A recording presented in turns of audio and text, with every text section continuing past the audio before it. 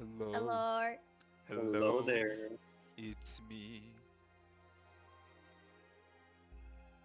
Welcome.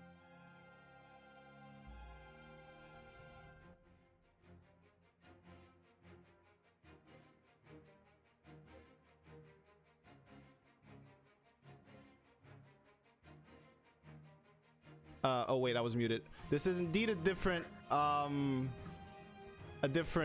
lineup from what we usually have. We are going to be playing a D&D here with some friends. I'm just fixing up their cameras to make them look more beautiful than they already are, if that's even possible. Thank you, Mr. Streamer.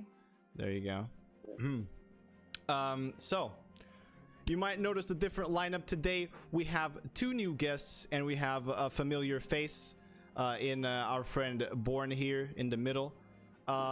So first of all, we have Shoddy at Shoddy Carrots. You can find her on Twitch as well. She's going to be playing Dungeons and Dragons for one of the, I would say it's probably like the second or third time in your life that you're doing this. Yeah, there you go. So that's pretty hype.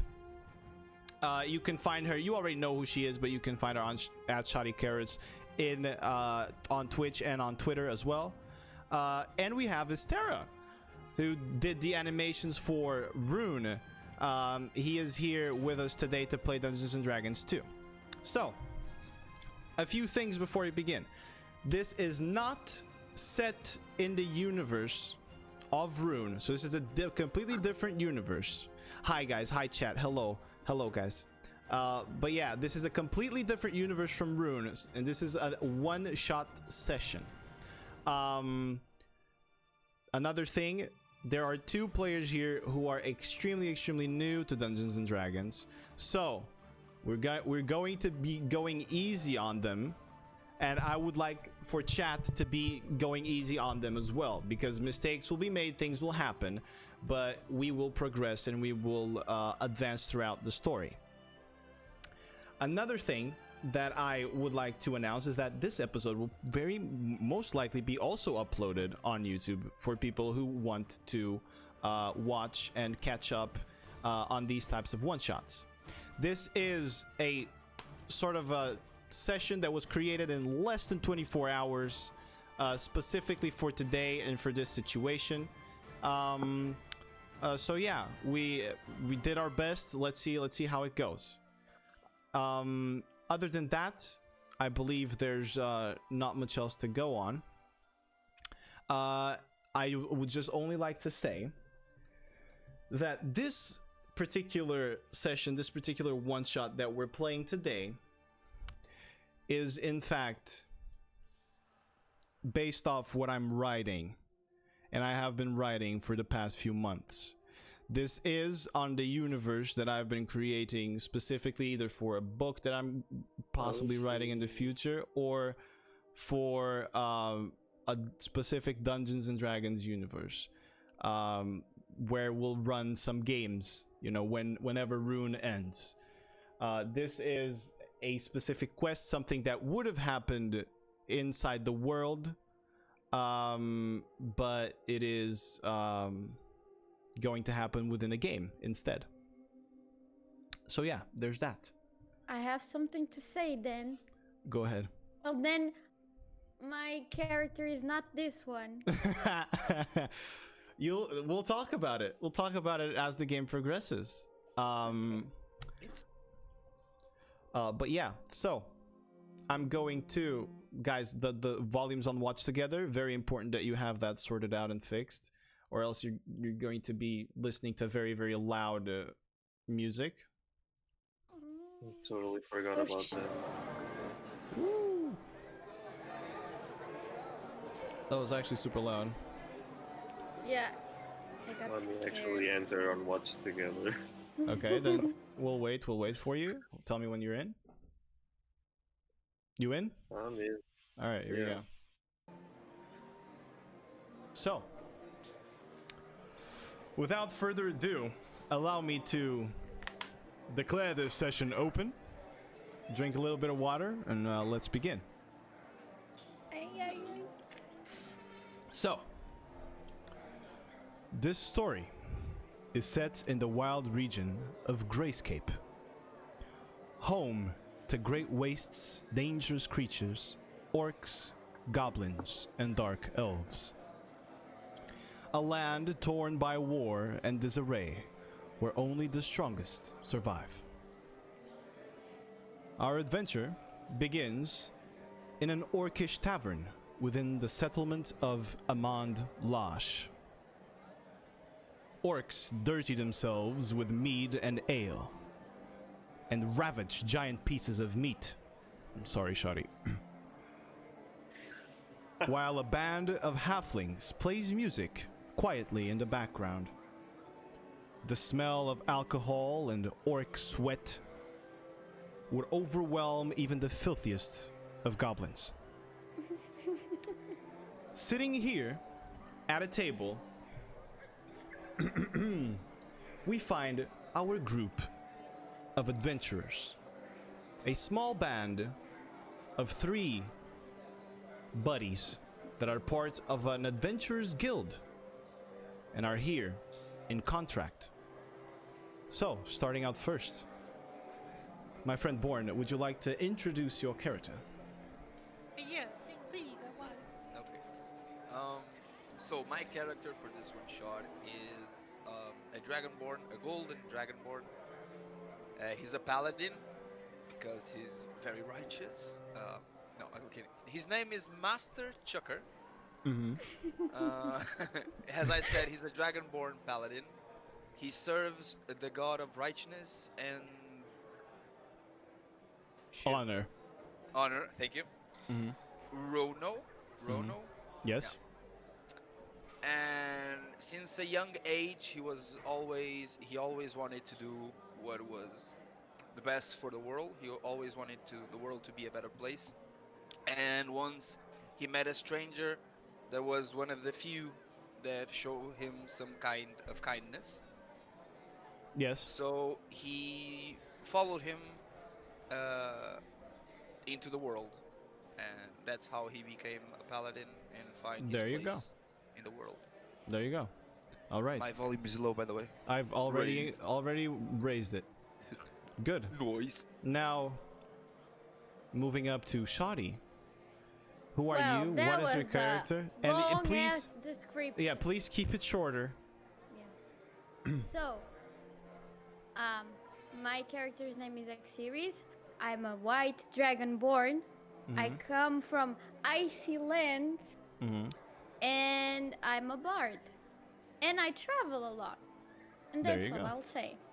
There you go. So you've met Aegr, the white dragonborn bard. And now, finally, my friend Estera, would you like to tell us what we see sitting at the table across from your friends? Yeah, my character is a dark elf. Name Obscurus, very original, I know. And yeah, I'm a cleric, and I can basically feel people's emotions, and I am devoted to a goddess of sadness and mourners, and I came here to spread his message and try to free ourselves, my kind, from these feelings. All right. That's basically it. There we go. So Pretty he's good. basically a fan of Fallout Boys. Okay. Shut I up. got you. Yeah, do you also want to take Don't psychic make me damage on a sad. one-shot, Born? Okay, so, anyway. You guys are sitting down at this tavern drinking your alcoholic beverages or water, if you want to, or some milk, or not, because vegan. Almond milk. Oat milk, all right. And you are waiting for the arrival of your contact. This would be a half-orc gentleman that had put up a contract with the Guild of Adventurers that you're part of to help you retrieve this artifact that he hasn't quite explained what it was. So as you drink your mead and you listen to the music, you observe the rowdiness of the orcs around you. These very grotesque creatures, huge bulging muscles and tusks that come out of their lower jaw, some chipped, some full of scars on their faces, and a particularly big one with a dull green skin and a chipped tusk that is sort of like broken in half. And this dirty, long black hair approaches you. He seems very drunk, and as he talks to you, you can feel, his alcoholic breath. And he goes up to you and says, "So, who you?"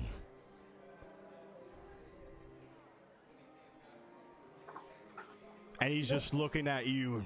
"Talk. Who you? What you do here?" The question is, who are you?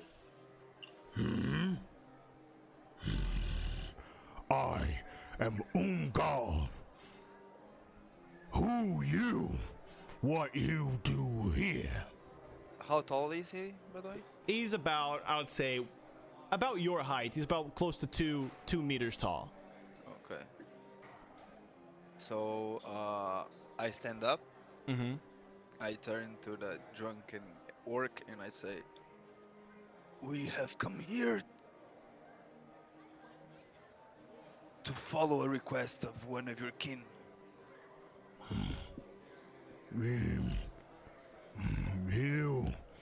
You dragon. You big.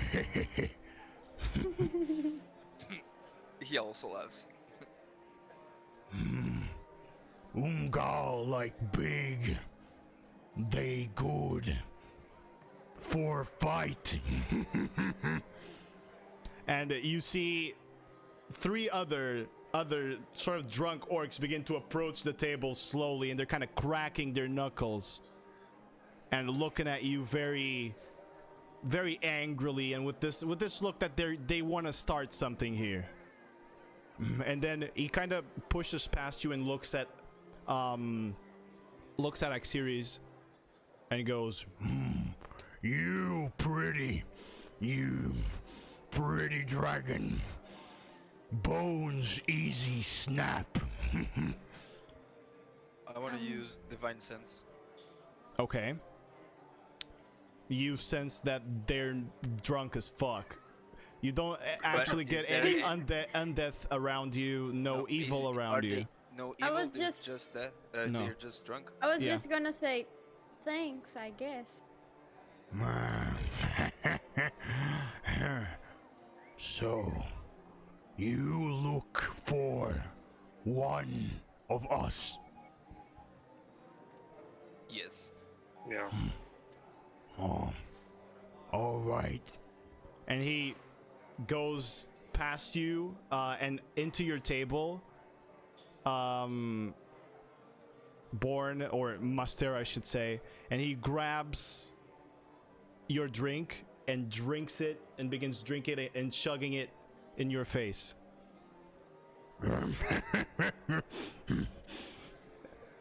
And then spits the drink on your face. Okay, that's being very, very, very, very mean. What you do, big dragonborn? Obscurus just watches this and says, "Wow, what a champion." One of the other orcs kind of approaches you and begins smelling you, Obscurus. And I say, "Yes, I took a bath this morning and like you." Thank you. Are you doing anything, Master? There's not Yeah. much. Yeah. There's not much I can. What do you want to do, Stara? I want to cast Thaumaturgy, I believe. Yeah. I want to make my voice louder and ask, "What is your business?" As you hear Obscurus's booming voice across the tavern now, asking what the business is, suddenly the music comes to a stop. All of the orcs around this place look instantly at you and look at this situation as your voice kind of echoes through. And the guy standing in front of you, he once again turns away from Master, the Golden Dragonborn, goes up to you, Estera, and he says, I crack bones. And begins throwing himself at you. I would like you all to roll initiative as all the tavern begins fighting at the break of the first fist. The music changes. The orcs begin punching each other. So, to roll initiative, guys. To roll initiative on D&D Beyond, you will find a little thing next to your armor class that says initiative. You click there and you roll it on the thing. There we go. We have initiative for our first two and for X series. So let me roll initiative for the orcs. I'm gonna show you the situation really quickly. So, oh wait, I have the ruler on. So there's two of them next to Estera now. Then there's one here and another there. As the whole thing breaks up, I'm gonna switch to the map in a bar brawl, which is going to be your first combat situation. So, okay, let me write the initiative order. Ooh, holy shit, your first roll was a natural 20? Yep.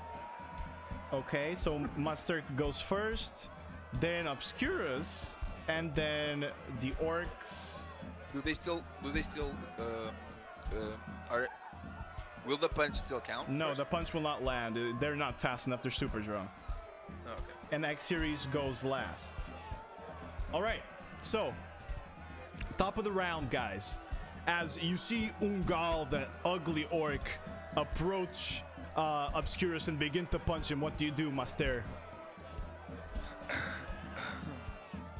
I say, first of all, add that protection. Okay. It's a fighting spell. And I say, gentlemen, we don't need to fight. And I ready an action that if he continues to throw the punch, I'll do an unarmed strike, since I don't wanna. All right, and you're gonna do it on who? Because if you want to do it on him, you're in ranges. He's a red one. You can do it. Yep. Alrighty, gotcha. Okay, so then Obscurus, you see your friend yell out for peace as everyone else is just fighting around the tavern, around the bar, and the band adapted the music to kind of befit a brawl here. What is it that you do as he's gonna try to punch you? I see that the situation is going sideways. Mm-hmm. So I wanna cast Bless Okay. on Thorbjorn. On Muster and on X series. Yeah, exactly.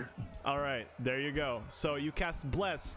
Bless gives you guys a D4 on attack rolls and on saving throws, which means your attacks have an extra D4 on it, Muster, and the saving throws, if you need to do one, you add a D4 as well to them.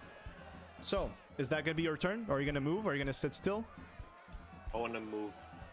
All right, you're gonna trigger attacks of opportunity if you move, which means they're going to try to attack you as you move. Okay, so I don't move. All right, so you stay still as you see Estera, his eyes, or Obscurus, his eyes begin glowing with this purple energy, and as he touches with his staff on the ground, his metallic black staff with a moon, sort of a crescent moon at the top, glows with the same purple energy, and this sort of radiance begins to fall upon Master and upon X-Series, and you are now blessed and with this glowing light around you. All right, next up it's the orc's turn.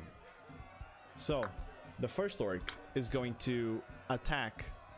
Ungal is going to attack Estera. Ungal Which means is the red one? Yeah, which means you can punch him. Yeah, okay. Go right ahead and do so, please. Oof. Fuck. Okay.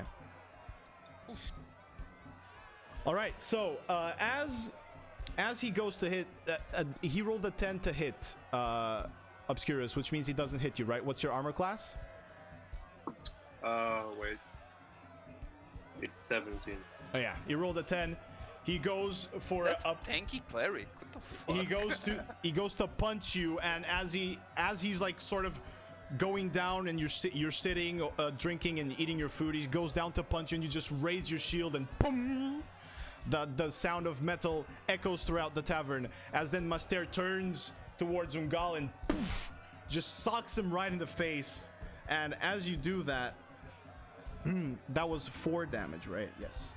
As you do that, just break off the rest of the tooth, and he's now bleeding out the mouth, and he seems like pretty rocked. I wanna also do Shield Master Shove. Okay, so that's what's the saving throw? It doesn't say. If you take the attack action on your turn, you can use a bonus action to try shove a creature within 5 feet of you with your shield. It's an athletics against you. Then. Yeah. So let's go. Roll an athletics check. I rolled a natural 20. Yeet. You need a natural 20. 23. It doesn't matter. I still win. So as you sock him and you try to push him away with your shield, he just stands there. It seems like his drunkenness still... I'm sorry. Aren't you drunk? I am. Isn't it a disadvantage? No. You didn't say slightly drunk. No, but he does not take disadvantage from it, no. Well, Mo, imagine being immune to alcohol. Dude, Okay. orcs here are drunk all the time. This is their natural state. Okay. All right, so next up, the green orc is going to come close to you because you socked his friend right in the face. Going to come close to you. Is going to try to strike you as well. Oh crap, that's the wrong one. So green one, an attack on you, Master. Natural 20. Woo! I literally have 2 20s on my table right now. Okay. I would like a VAR, please. I would like a VAR. VAR referee, please. VAR. Okay, so you take, let me see. Where's my, there we go. You take 10 points of bludgeoning damage as he just punches you right in the face. And he kind of looks like he hurt himself in your scales as he punched you, but there's a little blood there. So that is his first attack, or an only attack. Fighting the DM never works. The fuck? And then the other Always one, backfires. the other one moves there and is going to strike at you as well. Natural 1. This one seems to be a little bit more woozy than the other ones, and he just begins walking. And he kind of like extends his hand, but ends up just bopping you in the chest, and it barely hurts. So there you go. That was the orcs' turns. Next up, Xeris, it's your turn. What do you wish to do? Yes. I have 2 options in mind, but I don't know if one of them is possible. One of them is illegal. Yes. No, if it is possible. Go ahead. Go ahead. So, if they're attacking my friends, so I usually don't like to fight, me as in Xeris, if I don't need to. Yeah. But in this case, if I can help my friends, I would with breath weapon. But my first option, the first thing that I thought was, if I could, how do I say? If I could make a sound of a dragon, because I'm a dragon. Oh, I saw your face. Come from the outside. If that's why I don't know if it's possible to scare everyone. With voice of many. Yes, I don't know if that's possible. That's so an that they, intimidation, right? All right, so let's do that. You can definitely do that. That is your bonus action. So Yeah. roll for me an intimidation check, please. Or actually, no. In this case, it would be to see how well you can perform this. So do a performance check for me. It's on the skill trees. Performance. You just clicked it. Okay. So as they shit their pants. So as this whole situation is happening, you see Aegr. The look on her face as you sock him and punch him there, Master, is kind of the look of this could all just be completely avoided. And she just sits down, puts her hands on the ground, and suddenly from the outside, it seems to be pretty close to the entrance of the tavern too, you hear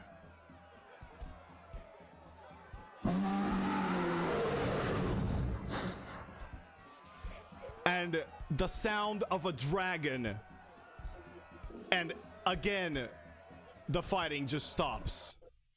Yes. Everyone just looks outside, and everyone runs and begins running to the closest window. And you see Ungal just dragon, dragon, and they all begin running and darting away and trying to jump out windows. As this sound continues around the tavern, and now sort of like circling around as she begins projecting it from different directions. You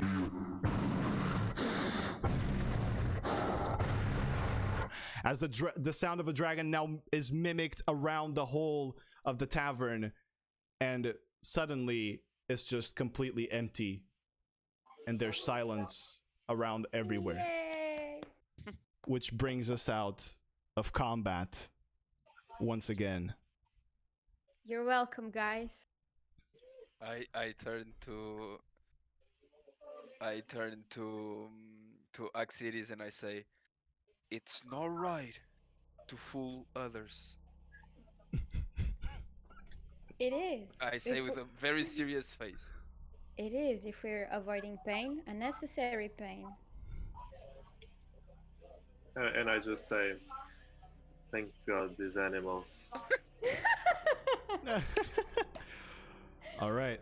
So now you're sitting at this tavern, completely empty. Chairs are tumbled across the ground. There's no music anymore. The halflings that were playing in the band, the halfling bards, they just hopped out of the window as well.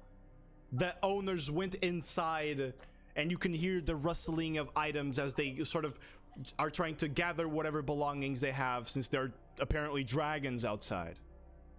I was gonna say Torbjorn. Master says, worry not, my friends. It was just a joke. And as you say that, the owner, like the bartender, goes, A joke? Seemed pretty real. Well, if you want to stay, stay. And he just grabs his stuff and begins running the other way. I wanna ask Master, why would you say that? It is not right to fool other people. You should not tell lies. But I was trying to protect them. We are Dragonborns. We should uphold justice. Do not lie. But I'm trying to protect them. So if I have to, I didn't even lie. You just scare them. You just scared the hell out of them. Yeah, it's better to be scared than to be beaten to death. I think so. So you're saying that emotional pain is better than physical pain? Yeah. So in this case, as they're having this conversation, Obscurus, you just remember every time during your travels that you would do something that was like remotely wrong, and then Master would just jump on it like you had murdered someone, even though if that thing was like kind of good and would end up having a good result, Master would just jump on it like, dude, what are you doing, man? Why did you just steal 1 copper from that guy? That's totally wrong. And you can't be bothered to even argue with him at this point because it's But just. like, I'm sorry, I'm gonna be annoying because this is how he is. Paladins are usually very, very, very lawful good, yeah. Yeah. All right, and as you guys are having this conversation, and Obscurus is just sighing away at his life, someone enters the tavern. You hear the door open, and as the door opens, you see this half-orc gentleman, completely bald, and with sort of small tusks coming out. I saw your laugh, Born. I saw it. These small little tusks coming out from his jaw. And he kind of gives the tavern a strange look. He walks up to you and he goes, So, I assume you were responsible for the dragon noise outside.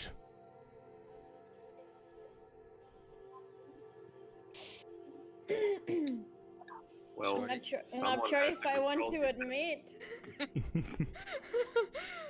Yes, indeed we are, and we're sorry for Good. the commotion caused. Then you must be the people I have asked for. My name is Gubarash.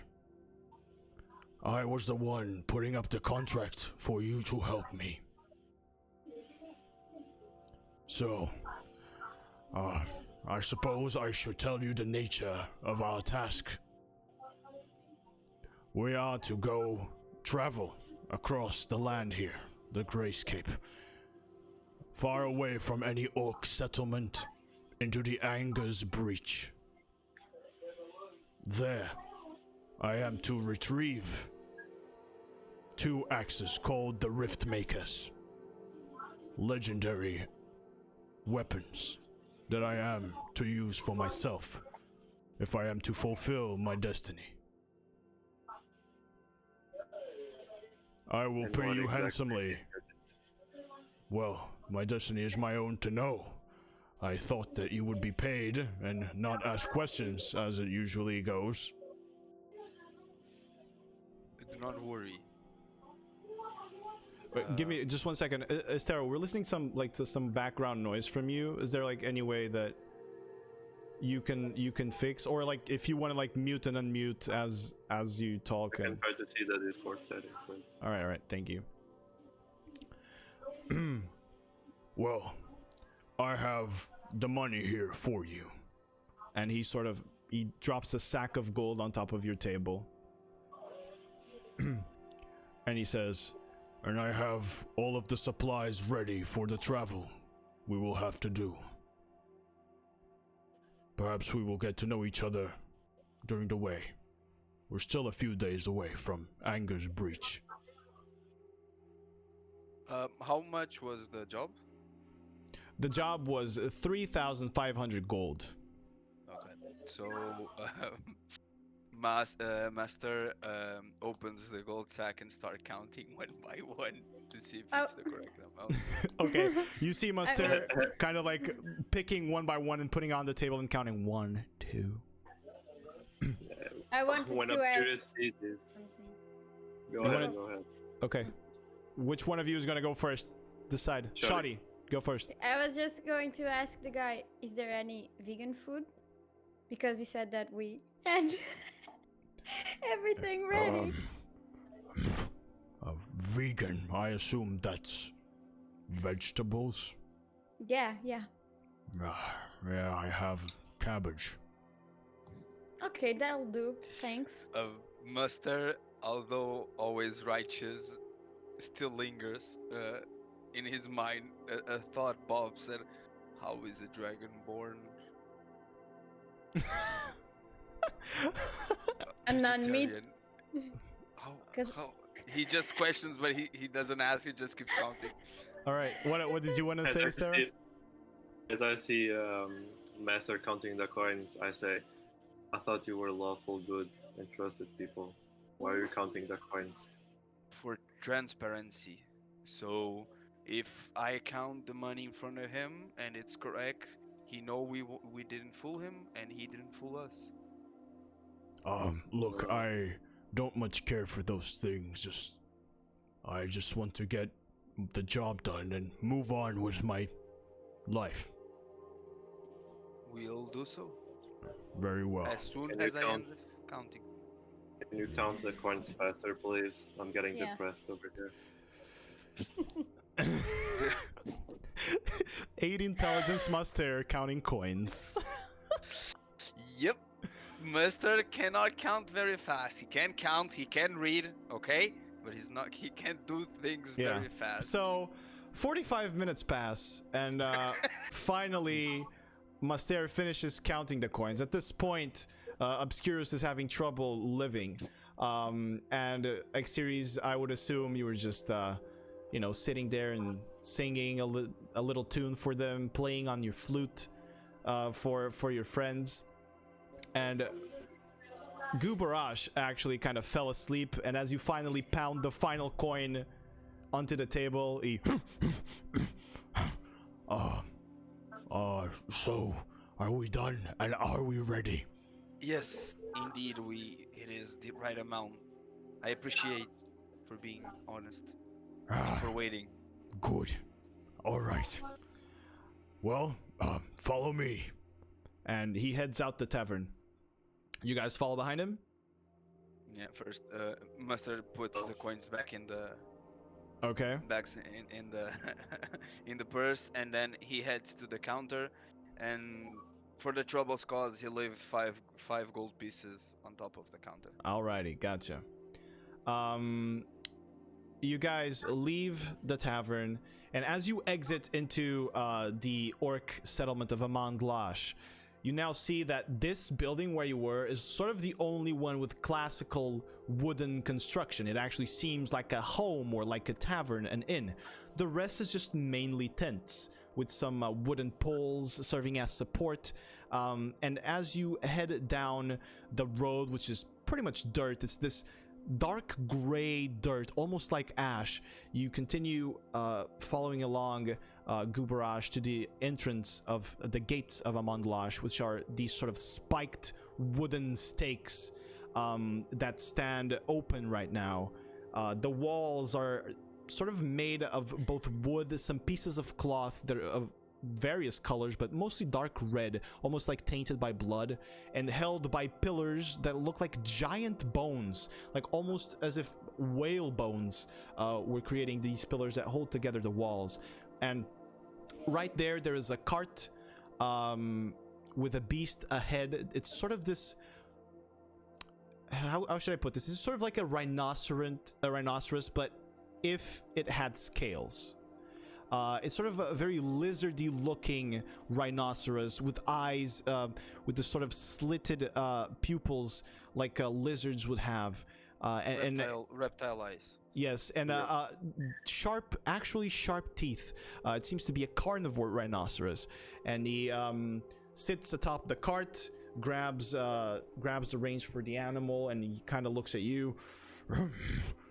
Hop on right in. We should leave right now, not waste more time. Do you guys go up? Yes. Yeah. I stop in front of the cart and I see if any of my party members need help getting up. And I say to I forgot her name. X-Series. X-Series. I say to X-Series, if this guy tried to fool us, please use that voice again, please. Okay. I'll keep that in mind. All right. So, you guys hop on top of the cart, and he and begins your journey. So, as you walk across the Greyscape, your travels are going to take a few days. I would like you guys to pick one of you to be on the lookout during these travels. Who do you guys? Master volunteers to do that. All right. I would like you to roll a perception check then for me, please. Oh shit. Oh shit, that's a straight roll. Yes. Straight roll. Okay, gotcha. So, As you guys are walking along this journey, you notice how harsh the Greyscape is. The soil almost seems like burnt, but still there are trees around. But these are dark trees, leafless at some points. Others have these sort of dark leaves, very black with these red veins. Ash almost soars through the air in some areas, and it's difficult to breathe. You see, as you sort of walk through these lands, there's this strange flora of these bushes as well, these sort of thorny bushes. But the thing that catches the eye the most is the prevalence of these reptilian creatures around. You see birds flying, but they're not really birds. They have a strange mix of feathers and scales as they walk on by. And Axeres, even during your travels, you have not seen much like this. They look very dangerous, and they look very intriguing. Master, with that perception check, as you look upon the sky, you see much bigger ones, with a membrane instead of wings and these sort of long beaks. But the scaling remains a dinosaur. Pterodactyls. Yes, sort of. Exactly. Walking or flying really high up in the sky. Huge creatures. You estimate they're a couple, maybe 1,000 feet up, and you can still see them pretty clearly. Okay. You walk around, going deeper within the land. The days pass. This is quite the long journey. You sleep. You end up making camp a few times, keeping watch, keeping safe as nothing really attacks you. During one of the days, as you guys are traveling, Gubarash turns to you, Master, and he says, What sort of dangers do you think you can face? This land is pretty dangerous itself. Have you ever been here? I am confident that our party can face most of the dangers, as we have been together for quite a time and we are all still fine. So, if I think aside from a few mythical creatures that we are not yet ready, but in the future I believe will be, I think we can take on pretty much anything. and then he sort of leans into you and he goes, Even with one of the betrayers in your group? as he looks at Obscurus. Maybe you should not judge someone by their skin. Master, roll a history check for me. Okay. Please don't make me depressed.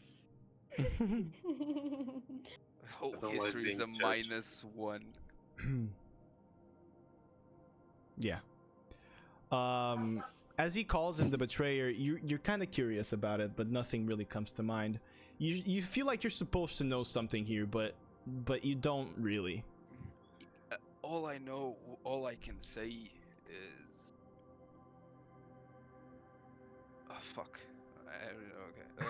Obscurus has never failed us, has never betrayed us, so I don't know why you called him a betrayer.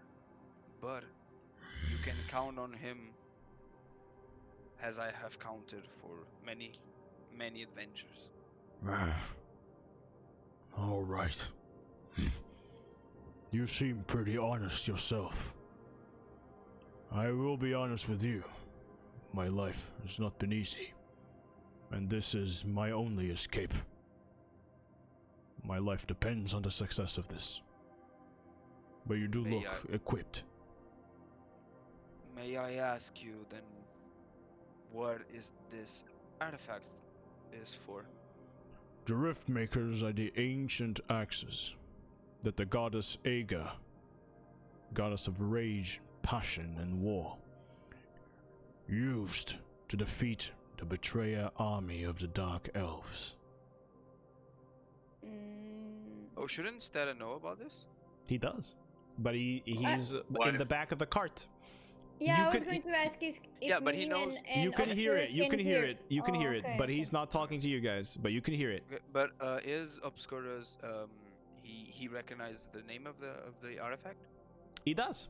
Okay. Yeah, I was gonna ask him why would he want to retrieve them, because You can I'm a bit ask. scared. Yeah. Why would you want to retrieve the Riftmakers? Those weapons have brought great sadness to my people and to I myself. Your people betrayed mine first. Those axes are what brought glory to Aegr and what helped her ascend to godhood. I need them.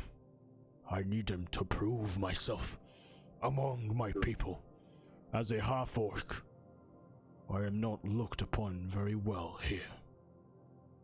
My friend. What are, Sorry, go, Go Stella. ahead. So go. No, you were saying? what are your intentions?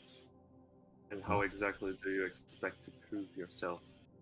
If I bring the axes back to Amandlash, then my people will finally accept me. I have spent all of my gold on you. So if we lose, if we die, or if we fail, well, either way, my life is on the line. I want to ask him, do you know what your chief, I guess, intends to do with the weapons? Because at this point, I feel like he might use the weapons to ultimately, wipe us. I do not intend to give it away to my chief.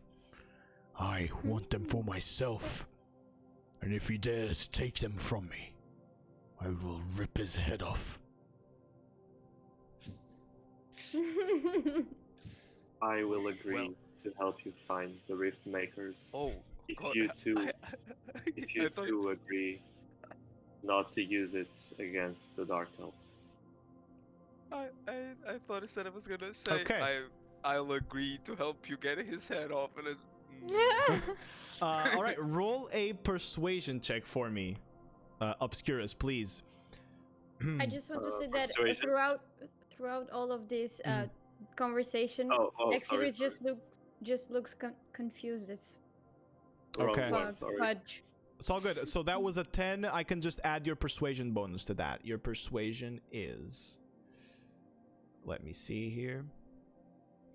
Persuasion for it's obscure. charisma. It's I think it's the same. I know. Is it 5? Let me see. So charisma, persuasion, it's +1, so it's an 11. As you say that, he goes, I can't promise anything, but I will tell you this. I will not use them if they do not hurt me. My friend, I too have walked away from my tribe, from my clan, because they did not see things the way that they did not see my value. I've found value, and I found myself away from those that I thought were my loved ones. Maybe you can also find, maybe there's a family for you out there too. You don't need to prove to those That's who some don't. pussy shit. I'm sorry, friend, but I do not work like that. It's not how we do things in the Greyscape. Master, then you know there's not a lot of dragonborns who are paladins. I don't. Yeah. You're the I'm first probably- I've I'm- seen. Yeah, I'm probably the first one you met, so have it in mind that there's almost another way to do things. It's not always Yeah, do or the die. pussy way. And as Gubarash is laughing, Master takes a little pouch, gets some of the gold that he gave, and gives it back to him. So, and says, even if this fails, you should continue to thrive after your dreams. He grabs Did the I see gold the? He's gonna yoink it, isn't he? and he stares at it for a while, and you see the look of determination in his face. And then he looks at Obscurus, and he extends his hand and says, Peace from your future, Orc Chief. I accept the coin, and then I whispered to Master, "See, this won't get us poor." Like, fucking paladin. So yeah. after he does this, he kind of, as he's looking at the road and seeing if he's going through the right place, he looks at you, Xeres, and he goes, That was the dragon thing. That was you. I see your singing voice. Ah, that was beautiful. Any chance you could do that again? He's talking about the dragon sound, right? Yeah. And he's telling me that was beautiful, Yeah. singing. Yeah. Oh wait, my camera is okay. There you go. I don't usually sing like that. That was just, to avoid unnecessary confrontation. Ah, I see. But thank you for the compliment. Wow. I say, if you like to hear her sing, wait until you hear her snore. It's magic. I don't snore. And he kind of you are all right, my friends. You are all right. So, I ask him. yeah. I would like to ask him. Do you know the exact location of the Riftmakers? What was the last whereabouts? Of the Well, weapons? they are at the center of Anger's breach, where she first smashed the Riftmakers into the ground and changed the landscape around it, burning away all of her enemies. That's where the Riftmakers will be, at the center. Okay. All How right. long until we get there? Perhaps a few days still. Just hang back and relax. All right. So, as you go deeper within the Greyscape now, you've been seeing some orc settlements, some tents, some campfires all around you as you're going, but now you enter this sort of deep, thick forest With 3 C's? with 3 fucking C's. Okay. And as you walk inside this sort of more tree-y area where you hear all of these noises of the animals around you, these sort of reptilian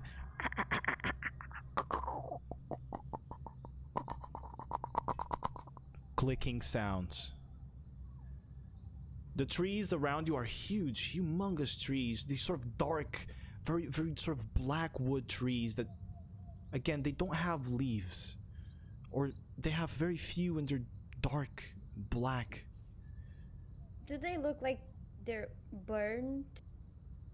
Or No. it's their regular form? It's their They're regular just form. Okay. Exactly. Do I recognize them? Yes, these are very common here in the Greyscape. These are ashen trees. So, Is it nighttime? Do I addressing that, here around the Greyscape, the sun barely peeks out of the clouds. It's almost like it's permanent night, but with slight illumination. In the spots where you see the light actually sort of coming down from the clouds, you see your friend Obscurus cover his face with his hood so that the sunlight doesn't burn away his skin, which is part of his curse. and you get like the feeling as you look around, you see the shifting of shadows, and you've always had that feeling. You've always seen it, but now it's more frequent, and the feeling of being observed is permanent. It's like something is always watching you. Gubaraj. Oh, sorry. No, go ahead. Say. I was just asking. I was just going to ask if we feel like constantly or observed, aren't we like trying to? We're not just chilling, right? But you're on the lookout for something. Yes. Yeah. Okay. Do we recognize if it's magic or actual people watching us, or if it's just a sense of something's like? You just get the sense that there's something around looking at you, and as you guys are communicating about this feeling and finding it very strange, it's not as uncommon to you, Obscurus, as you've walked around the Greyscape. Gubaraj goes, "Watch out! This is drakewolf territory." And you see him look very attentively around. Obscurus, you know what drakewolves are. They're these sort of scaly canine creatures. They have scales instead of fur. They only have a little tufts of hair, sort of under on the back of their legs. They have these very sharp teeth and long jaws. And they don't have a nose. They instead have almost these nostril-like cavities that sort of like open and close as they breathe. And just as he says and mentions drakewolves, you progress a little bit further on, and you begin hearing.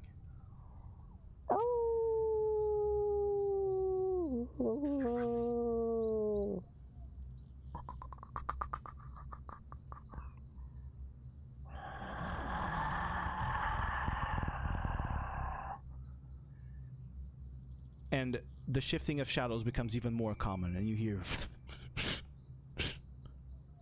the rustling of bushes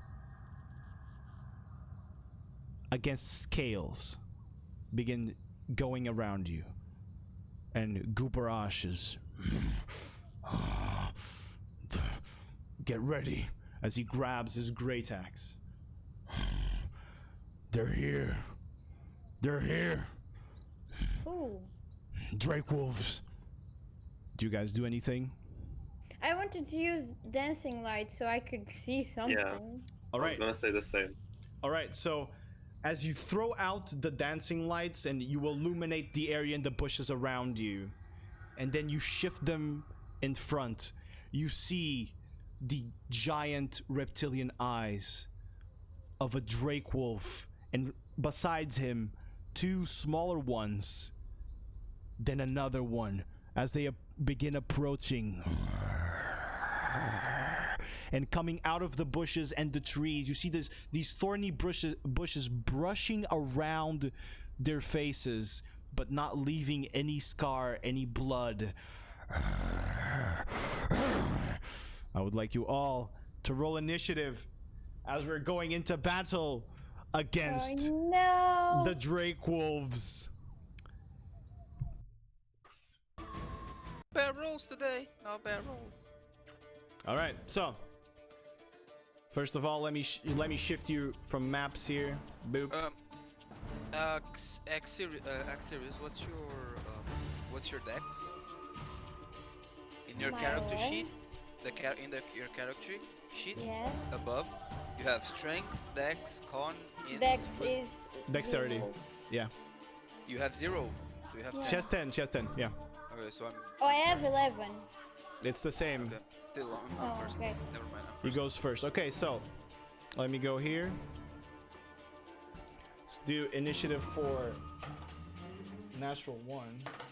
Natural 1. Holy 2 natural 1s? Yo, save those for battle. Stop. Okay. So, up first we have Master. Me. It's Master Chucker, okay? Okay, Master Beta Chucker. Yes. X-Series. Then Obscurus. And then I need to roll initiative for Gubaraj. Shucker. Master Shucker. Natural 20 on Gubaraj actually goes first. Oh, fucker. Oh, I mean, he likes can be- battle. Yeah, I mean, yeah. He likes battle, so let him go. And he knows Drakewolves. Drakewolves. Yeah. Yeah. All right. So, top of the round. This would probably be as you jump out of the cart. You see Gubaraj run straight ahead, and he grabs his great axe, and he goes, Ah, you've messed with the wrong prey, Drakewolf. and he begins charging at the big one. So 5, 10, 15, 20, 25, 30. He gets up to it. You see his eyes were bloodshot completely as he enters a rage. And let me see here real quickly. Let me roll for him. He's going to attack. Oof, ooh, that's gonna hit for sure. Yes. Just That one hits. thing. I Yeah. thought you said that the big Drakewolf was what only had 2 other little. And then there was a third one on the side Oh, okay. coming Okay. through. So that is holy fuck. There is holy fuck. Okay. All right. You see him bust out his great axe, and as he strikes, his hands ignite the great axe with the blade beginning to be on flame and sort of lava cracking through it as well, and he and slashes across the face of the big Drakewolf, dealing 12 damage. Sounds All good right. to me. Yeah, it was pretty good. So that is going to be his turn. It is now your turn, Master. What do you wish to do?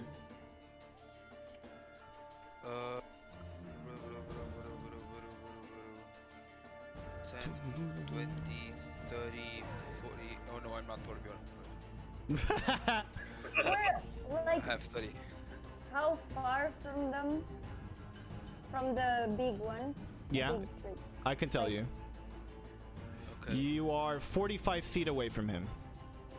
Okay. I'm Or gonna 40 do feet, my 40 feet away from him. I'm gonna Okay. do my full movement, Okay. and I'm going to Divine Sense. Okay. As you focus around you, the small ones are evil. Only the small one? The small ones are the ones who are evil, yes. The big one's not. Big one is not evil. Wow. Surprising, right? Fucking kids. Kids are evil, dude. It's a They're similar reference, yeah. teenagers. It's a similar reference. They're teenagers. One small. And these creatures like hide in the dark, or we can clearly see You them can clearly as we see fight them. You can now with the dancing lights above. You can clearly see them. Yeah, I was going to ask if they're still on. Yeah, They're still on. Dancing lights last how long? They're still up. Don't bother. They're still up. Anything else you want to do? So I used my action, and as a bonus action, I. Or the creature against. Oh, it's only a range protection for. I can cast a leveled spell as a bonus, right? No. No, it's an action. Yeah. No. By the way, are we disregarding components? Yes. spells? You have all the components. Okay. You have everything you need. All right. Okay, then I'm gonna stand my ground. Alrighty. X-Series. It's your turn. What do you wish to do? I was like doing some math to see if I could. Some crystal meth? You're doing No. some math. If I could just, if I And then could we just see Xerxes. God! Kill them all! if I could move slightly forward and to the left, Yeah. so that I could. Oh no, yeah, to the left, so that I could try and be in range to use breath weapon, but I don't know if I can do that. You can do that. You can do that. But I don't know if the... You have 30 feet of movement. Yeah. So use your 30 feet, and you can see until up where you can get, and then you will see if you're in range to use your breath weapon. It has a 15-foot range. Yeah, that I know. So each square is how much? 5 feet. You can use the tool, It's not. Yeah. this little ruler thing to know. It's on your top left. If you want to know. Like this. Yeah, exactly. I can move for 30 feet, yeah. I think I'll move here. Okay, then now select, go back to the select tool, which is the little arrow up in the top. Select movement and move. Yeah, grab Xeris and move. I want to go like next to... I can go until here, right? Grab her and move. There you go. Yes. Okay. Now I want to help them because I know they're going to attack. Mm-hmm. So I want to use... Let me check the name, please. Take your time. Yeah.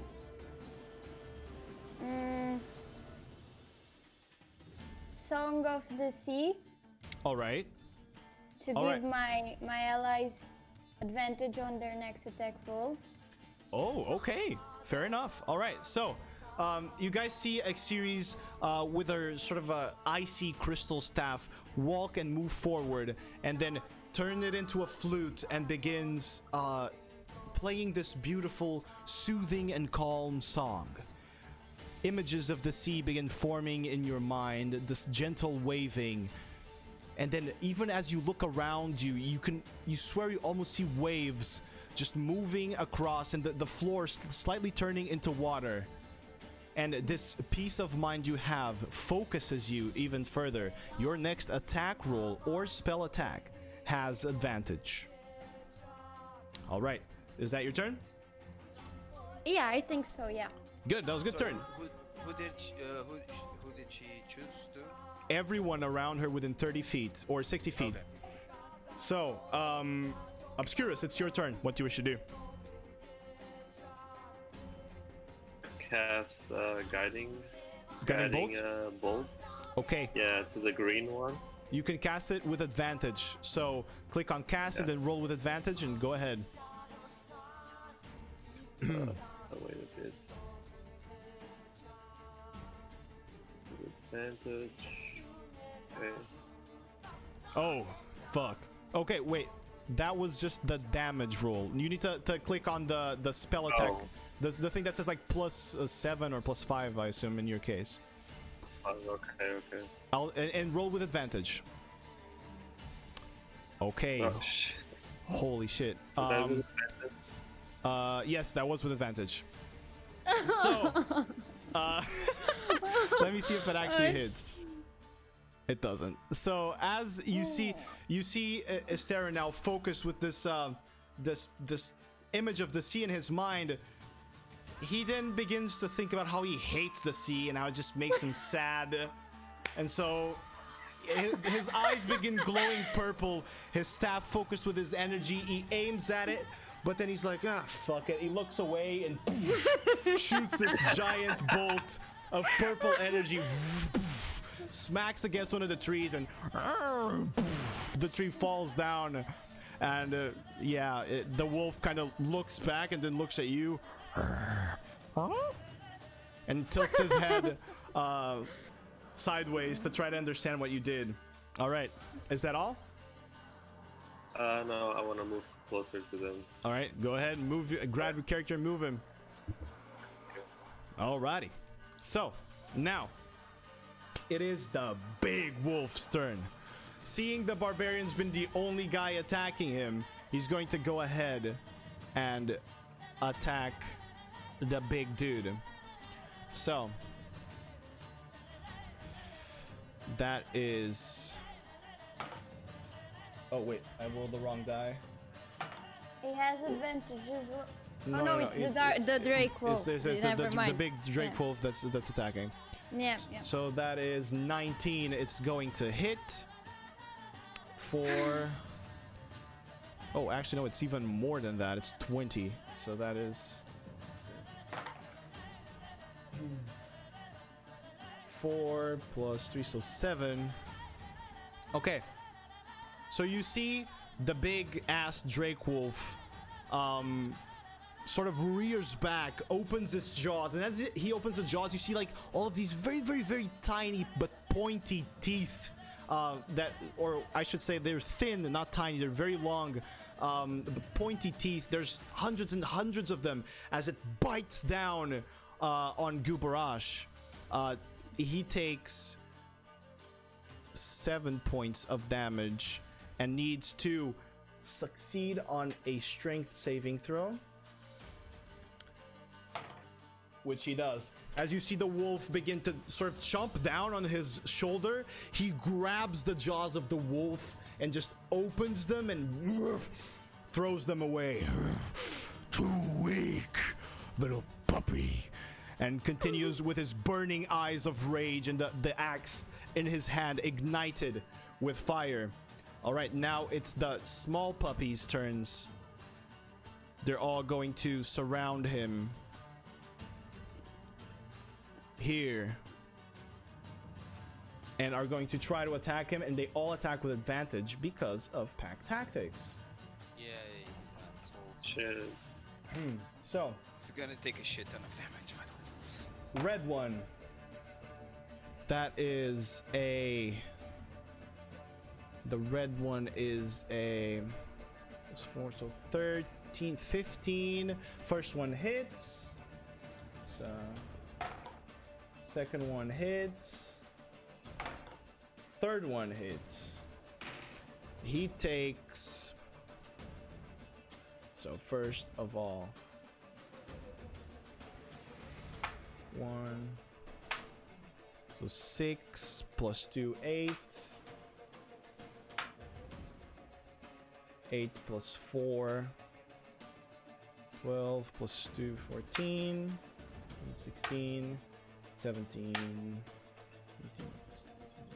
19. He takes 19 points of damage, of piercing damage. They bite down on him. Succeeds on the first saving throw, fails the second. And as you see, that all of these wolves attack Gubarash. And they bite him, they bite down. One of them bites his shoulder as the other one bites his legs. He takes 19 points of damage and is now prone on the ground. I'm gonna put a little symbol on him. He's very sad because he's prone. He is now prone on the ground, taking 19 points of damage. And is kind of, well, actually that's halved.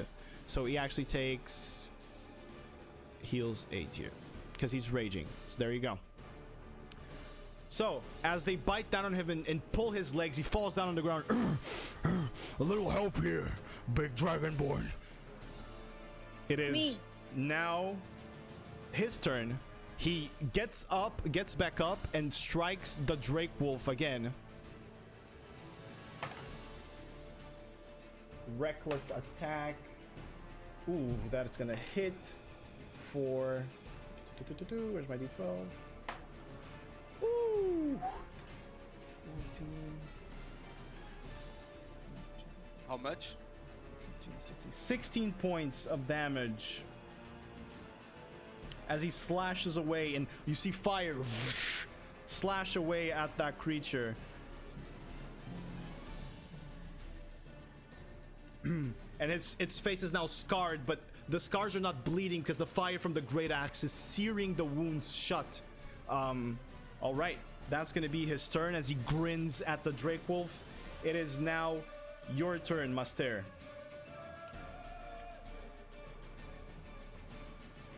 So Your attack has The small- advantage. yeah, is small ones are evil, correct? Yeah, they are evil. So I'm gonna move to the blue one Okay. and I'm gonna smite the bitch. Okay, so you're gonna roll an attack and then use a spell slot to. Yeah, if it hits, yeah. There you go. Roll attack with advantage. Fuck, that hits. It's a one hand. It's a one hand. Because you have the shield. I assumed. Yeah. Now roll the. You get to treat this as if it was undead due to your oath of righteousness. If the creature So is it's evil. 2d8. It's Exactly. 2d8, right? Exactly. So roll an additional 2d8. Whew. Oh, really? That's low. Are you attacking? Which one are you attacking? The blue one. Okay, so as you see Master run, he pulls out his sword, and the sword begins glowing with this very shining, bright, radiant white light, and he just slashes, and in the very moment that he slashes, you see the skies tear open, and this flash of divine light falls on top of the wolf, and as you look at it, it's now just a puddle of dark black goo on the ground and ash with smoke coming out. You killed it with one shot. Okay. There you go. I'm gonna move. I'm gonna move here. Yeah. Where I kill, and I'm gonna use my bonus action to shove the big one. All right. So that's another athletics against you. Yep. Go ahead and roll. Athletics. Also, we can move more than one. 12. Yes, as long as you don't fill your whole movement. Wait, do I have advantage on this on skill checks as well? No, on no, attack rolls? Only the attack roll, yeah. So 12. 12. 21. You try to shove him with your shield and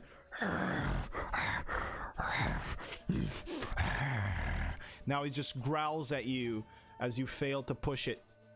Okay, next up. Axiris, it is your turn. What do you wish to do? I want to do two things. So, I want to use one action and one bonus action.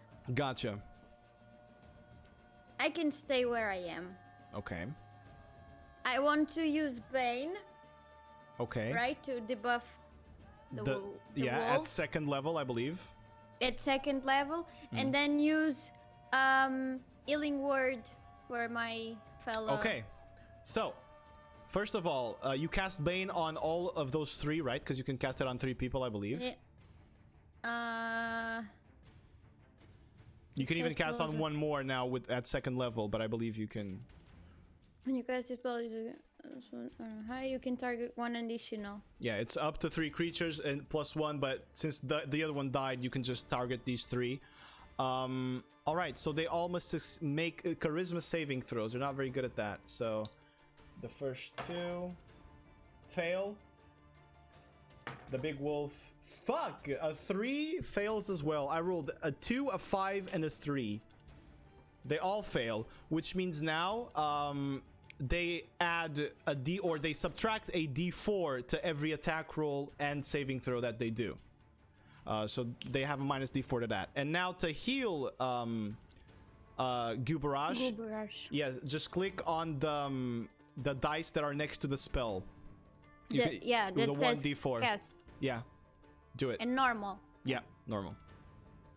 On healing word. There you go. You heal him for 6 health. As you see, what word do you tell him to heal him? What do you say to him? Think of your destiny, the one that you wish to achieve. As you say those words, you see sort of they turn into this thick mist that comes out of Axiris's mouth and almost flows around the area until it just goes straight into Gubaraj and heals him up. All right, for 6 health. Good shit. All right. So I believe that's your turn.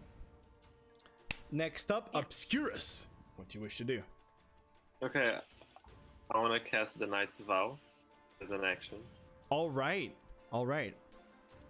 So, you want to tell your allies what the Knight's Vow does?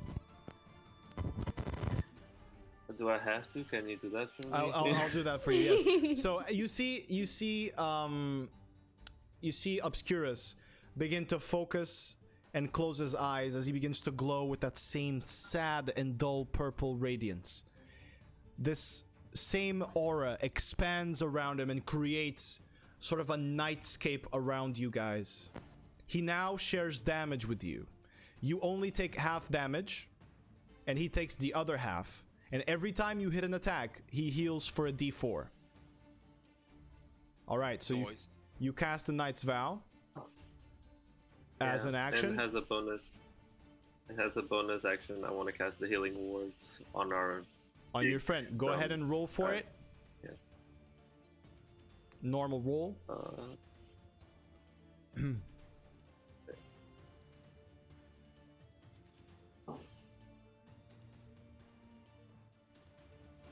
Alright, so you heal him for an extra 5. Pretty good rolls here. Alright. Shit. Nice. Okay. He feels invigorated as you speak the words of Aal the Nightbringer into his ears. Alright. Now, I believe that will be your turn then, Obscurus? Unless you want to move? Yeah. Okay. Now it's big boy wolf time. Here we go. So he's going to attack Gubarash again. Well, actually... Normal roll, by the way. Actually, no. He's going to attack you instead. Because I killed one of the cubs. Because you killed one of the little ones. Natural 20! Fuck, Yeet. Smile.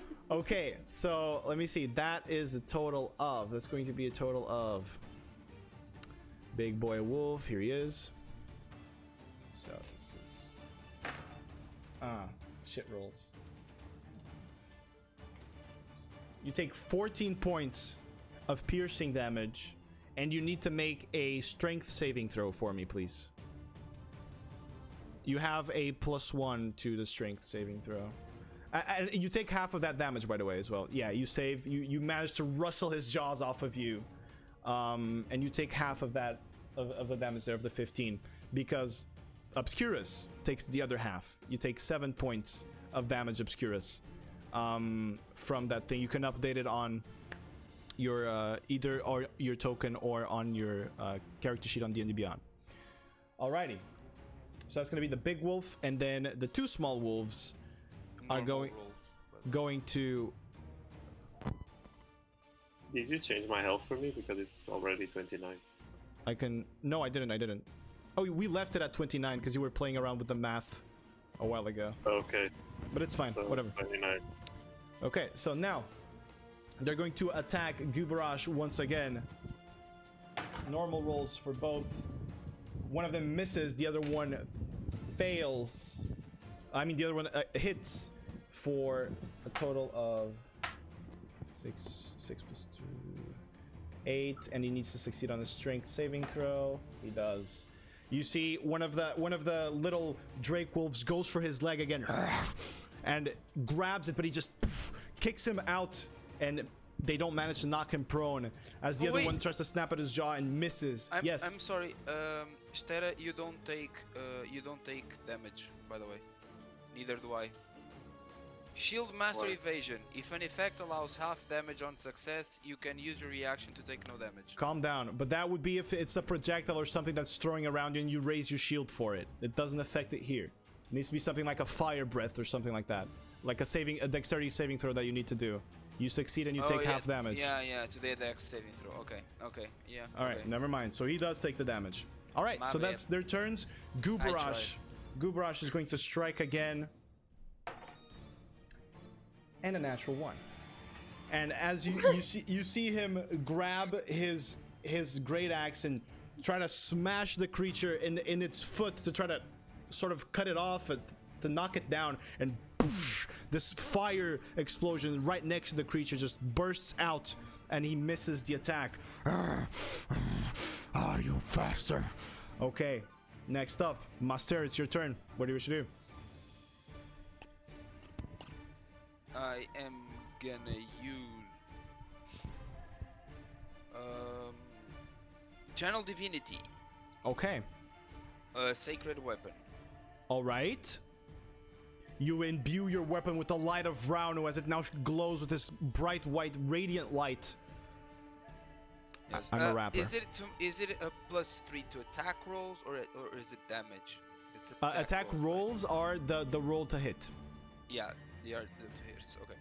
Yes. So, and I'm gonna attack the big wolfie because he's already damaged. Wait, but do I still have advantage? No, not anymore. Okay, then I'm gonna attack the red one to have advantage Okay. because it's flanking. You're flanking. Yes. Go ahead.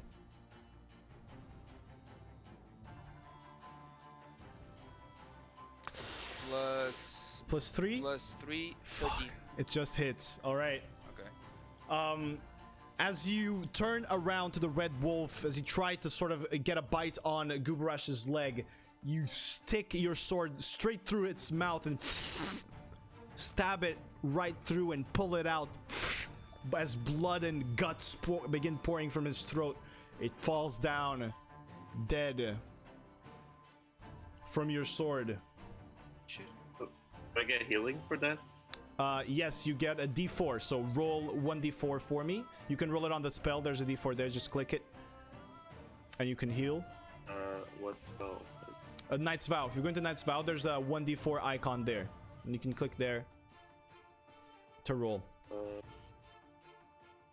Knight's Vow? Yeah. You Doesn't heal show for any one. You heal for 1d4. It should be there, I think. You can. It's only show me on the healing word. You can just 1d4. roll a d4 on the side. No, but if you click the spell, and on the description, if you actually click the spell, Okay. on the description there's a d4 Yeah, there. okay. There you go. Got it. And you heal for that amount.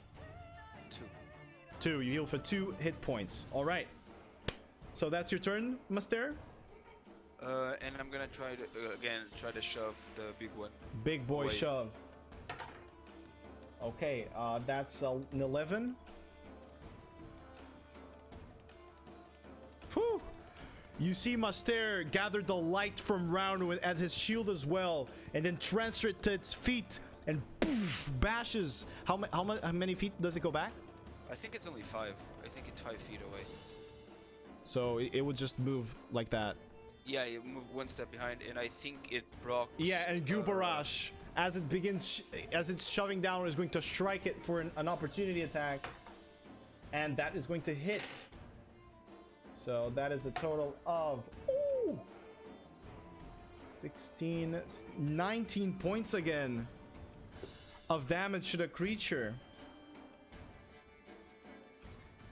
And I'm gonna move. I don't know what's his HP, but he took quite a hit, so I'm gonna move here. All right. He is looking hurt now, as you see the slash marks across his face, burnt as well. He's looking hurt AF. All right. X-Series, it is your turn. What do you wish to do?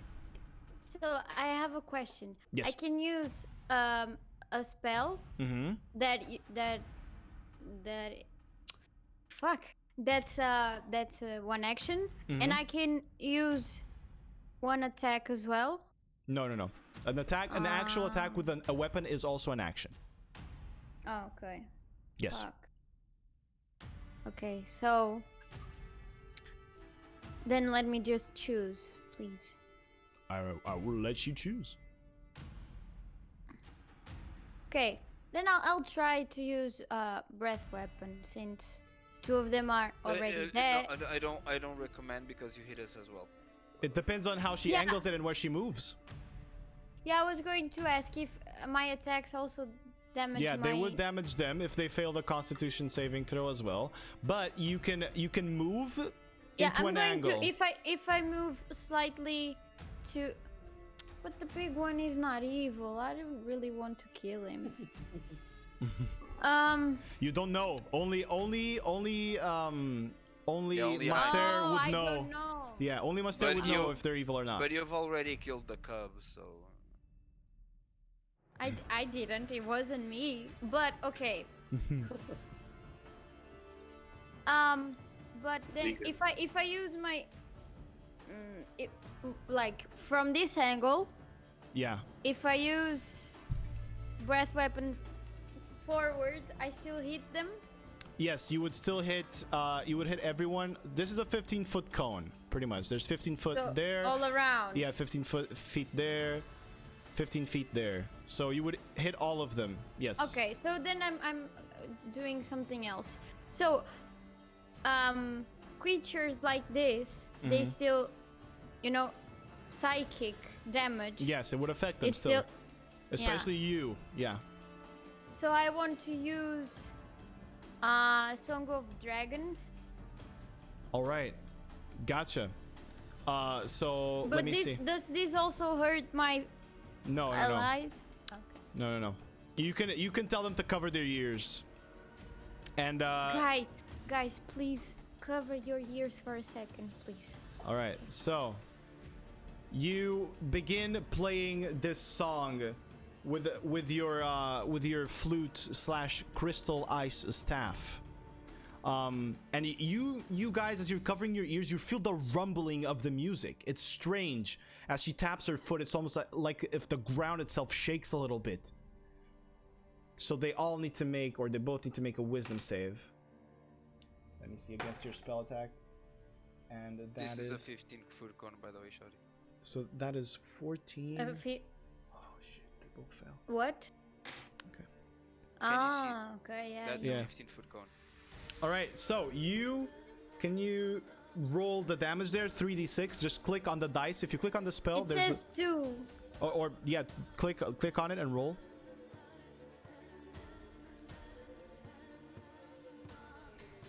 All right, so as you begin playing that song and the ground rumbles, you can see the look of fear in these creatures' eyes now, very, very noticeable. The little drake wolf, and poof, its head explodes as it pours out. The head completely removed, blood pouring out onto the floor, and the body poof, falls down, completely destroyed. You can see now on the Animal killer.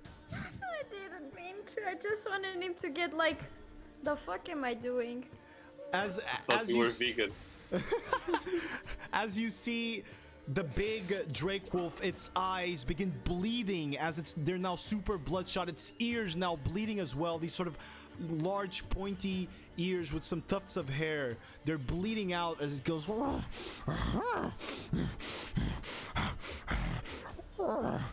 And it's now very, very scared of this situation. And he is looking very, very hurt, almost tumbling down to the ground. Obscurus, it is your turn. What do you wish to do? No. Oh, do you want to do something else?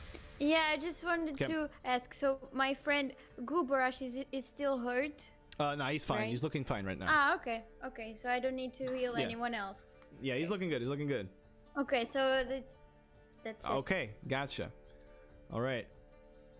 Obscurus, it's your turn. Okay. Yeah, I want to kill the big one, or try to at least. All right. With the guiding bolt. All right, throw the guiding bolt at it. Roll for the spell attack first. Yeah, it's like the +5, right? Yeah, exactly. Click on that. Oh my god. Okay, and now roll for the damage, please.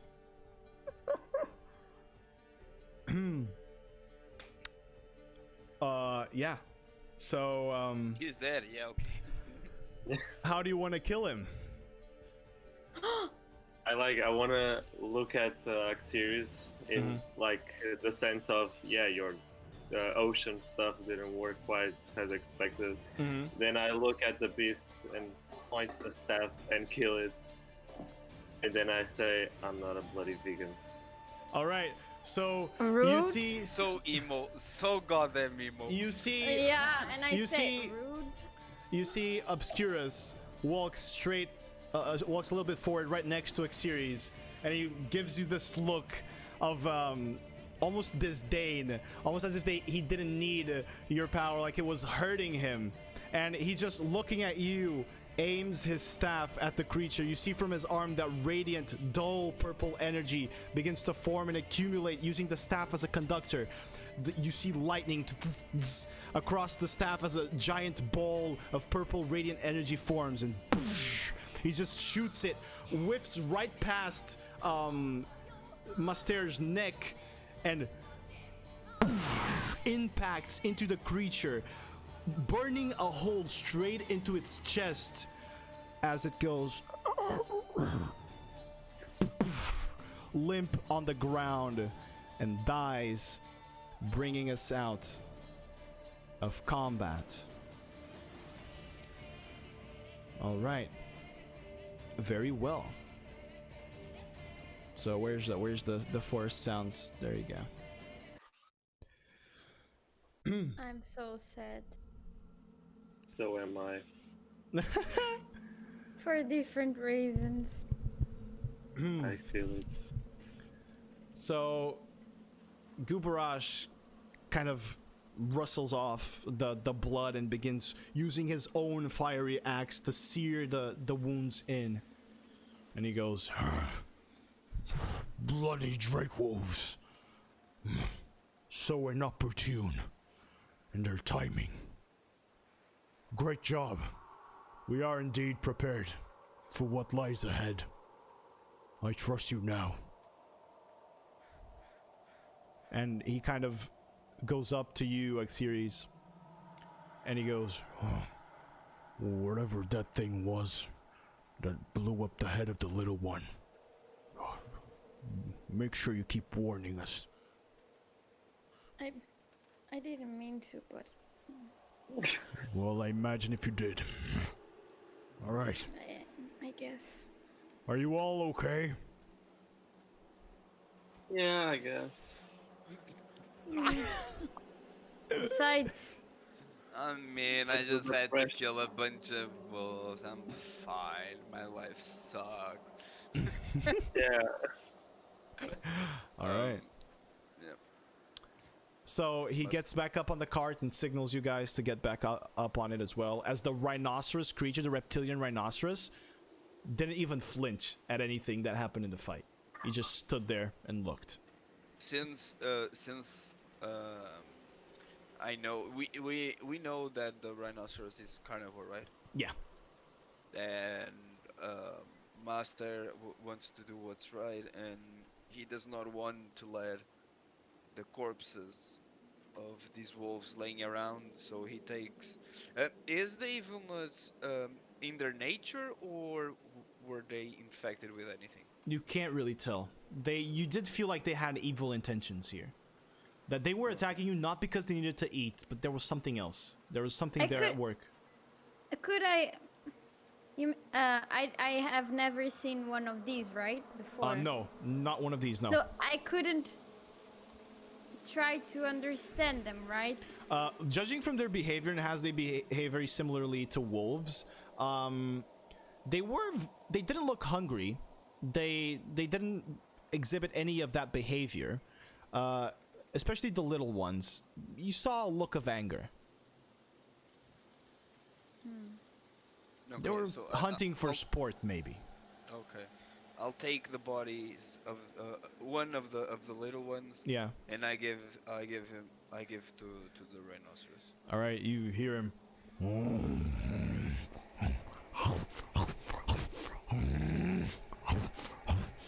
And then he kind of looks at you with his bloodied mouth and gives you a lick. Yeah. And it leaves like this slob on your face, very thick and black. Yeah. Good boy. Good boy. All and I right. go back on the car. Well, that's disgusting. I agree with you this time. All right, so you guys can now mark a long rest taken on your characters. It's above, sort of on the D&D Beyond, above on the black part of above your HP and everything. There's a long rest thing there. Make sure you confirm it. It's gonna ask you if you want to confirm it, so confirm it. But do I leave it enabled reset maximum? Yeah. Okay. All right. So, a couple more days of travel pass by pretty quickly as you continue walking through a very similar broken landscape, but as you approach this sort of strange sink on the ground, you begin looking up, and these sort of giant spires of black stone that angrily erupt from the ground, standing several hundred feet tall, begin showing up in the horizon. The landscape here is more broken. You see jagged pieces of earth just popping out, cracks in the land, and you begin approaching Anger's Breach. As you walk in, and you now stand at the side of one of these giant spires, you can truly see the scorched earth here, sort of burn marks. And you look down upon, you're sort of on this elevated platform, you look down and there's a crater. A giant crater with ashen trees in some sections and rivers of lava that flow from these spires down to a central pool that you can barely spot at this distance. You can see and hear the roars and grunts of creatures. And as you sort of approach that side, give me one quick second so I can switch the environment here, if you'll allow me.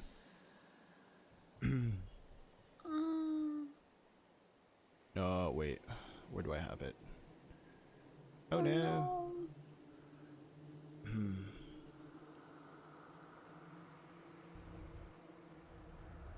Okay.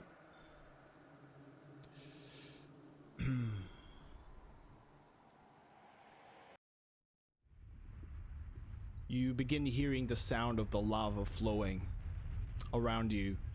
The heat begins to take you. This is a strangely hot place, and it sort of burns you in your feet to walk around here. Gubarash stops. He jumps out of the cart and signals you guys to jump out. And as you go down the crater with one of the rivers of lava to your side, he goes, should we follow along the river, or should we go around through the forest? I mean, you should be the one that knows how to get there faster, right? I feel uncertain. Do you perhaps have a map that we can look at? No, as long as we head towards the center, we should be there, but I don't know. I don't know if we should follow the river. Perhaps it is safer. Or should we go through the forest? What do you Why want? would you say the river is safer? Well, because there's not as many trees around and we can see clearly. Well, that's true. There's lava. By the way, we're getting raided, yay! Oh, yeah, we did. Hey, hello, welcome. Thank you, Kushi, for the raid. Appreciate it. And hello, welcome, raiders. We are currently on a Dungeons and Dragons session. So, you know, we're doing some role play, rolling some dice. We appreciate the raid very much, but chat interaction during sort of these things is minimized, precisely due to, you know, keeping up the role play. So we do appreciate the raid. Thank you so much. I hope your stream went super well, and I hope everyone is fine. So yeah, if you don't mind us, we're gonna just quickly jump back into the session. So he says, whoa. So I vote lava river. Any votes against that? No, I mean, No, No. makes sense. I agree with them. All right. Actually, it's the I first just- time I felt something, so I'll go with lava. Jeez, Oh. edgy. Dark God, he's elves. so, oh my god, he's so edgy. He's so cool. all right, so you guys begin walking sort of next to this river of lava, and Fucking lava kraken's gonna. And it hurts your feet, you know. It kind of hurts your feet as you're walking, you know, next to it. You come upon this sort of more rocky area as you go deeper into the crater. There's sort of there's rock everywhere, to your left, and then beyond that you see the forest of ashen trees, once more very prevalent here. So what would be your marching order? Who is walking up front? With Gooberash. Maybe me, bro. I want to be in the middle. All right. So roll a perception check for me, Master. No jokes today. No jokes. Perception. Okay. All right. So 11. as you are walking to the side, sort of on the banks of this lava river, Master, you reach this particular section almost midway across the crater, and you begin seeing something shift in the lava. Sort of the river is flowing in a specific direction down at the pool, and then it moves up suddenly. What do you do? I point and say, "What's that?" Gooberash goes and begins walking towards the river and looking. What do you guys do? No. I pull him back. Okay, you manage to grab him back, and he goes, We set to look. Yeah. Look from a safe distance. We don't know if that's gonna pull you. No, I want to look. and he No. removes your hand and walks forth and begins looking at the river. What else do you guys do? Ixerius and Obscurus. I was Can I just try going to say it. Go ahead. I was just going to ask again. I've never been here, so Yeah. I No also idea don't what could be reckon- in there. No. okay. So I can. You can roll. I'll tell you this. Roll a history, actually a nature check for me, please, to see if you have read this somewhere. Of what could be there. So, and your skills, nature, please. All right. No, you've not been. This is the first time in your travels that you're coming here. You haven't heard much about this area, so there could be something inside the lava, but you don't know what it is yet. Would I know anything about it from history and stuff? Yes, these regions are frequented, or the river is frequented by lava crocodiles. Okay. These sort of giant fire immune crocodile-like creatures that zoom around in the lava, causing movement to see if they attract prey. And right now you see Gooberash kind of looking straight into the lava for something. Okay, can I try to make him not look at the lava? What would you like to try to do? Persuasion, maybe? What do you tell him? Can you not look at the lava? There might be a crocodile there.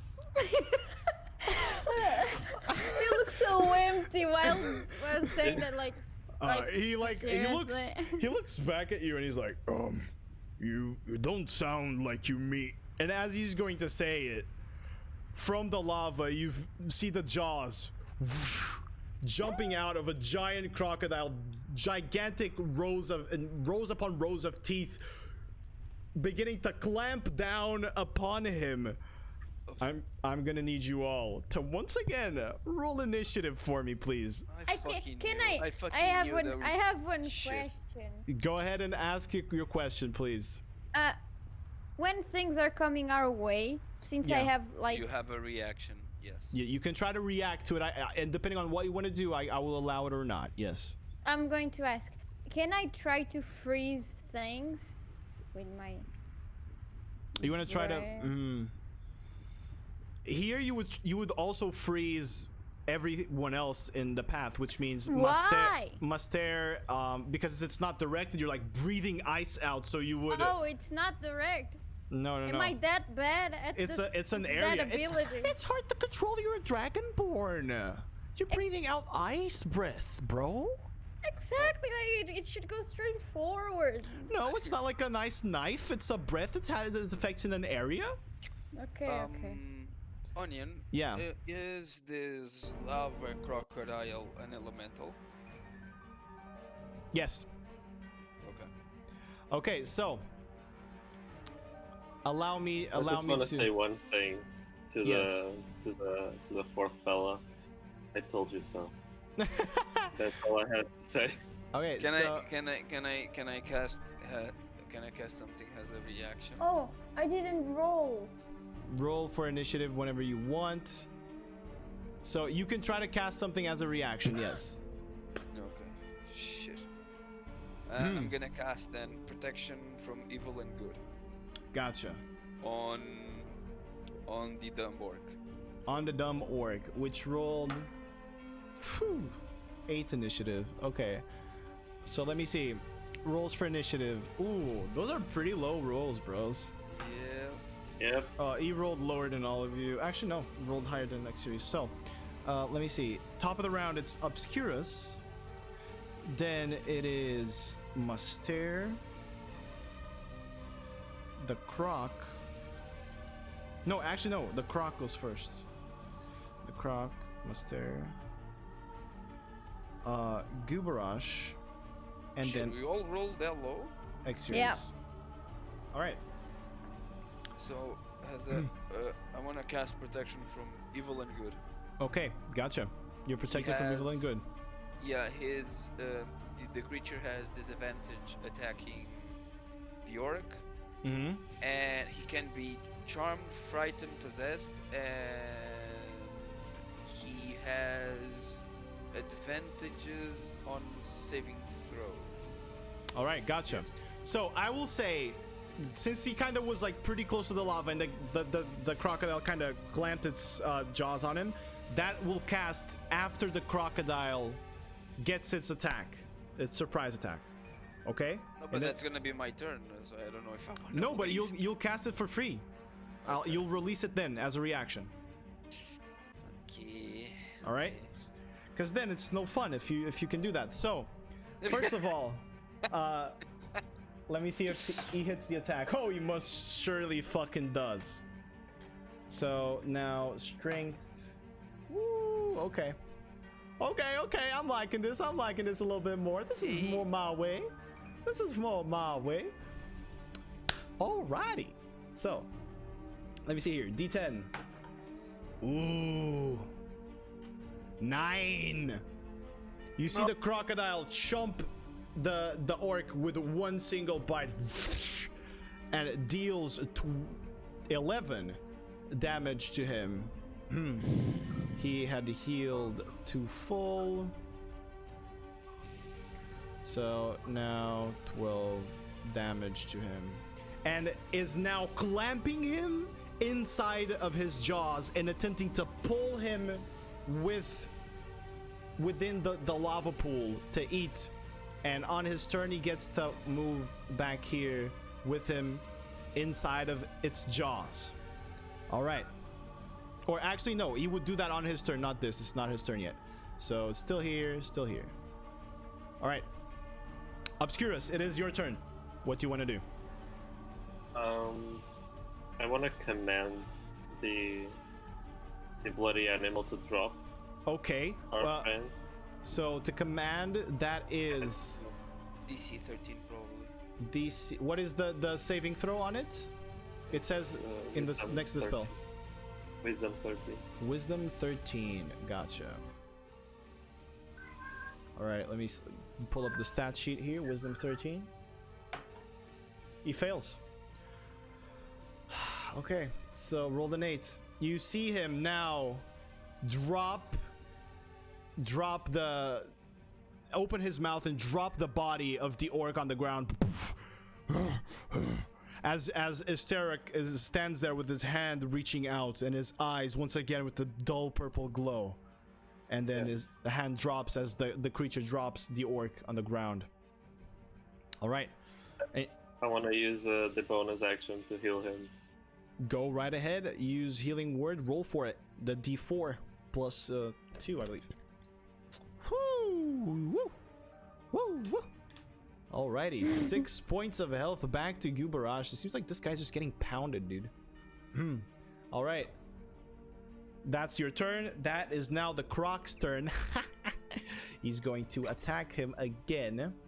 Now he has disadvantage, right? Because of your protection? Yeah. Alright. Ooh, a natural 20 and the 14. The 14 is going to hit still.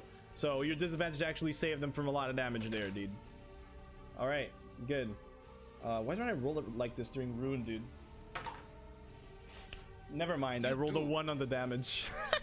You see him clamp down on his shoulder again, but this time it's almost like only a scratch, and he still tries to grab him through his sort of clothing.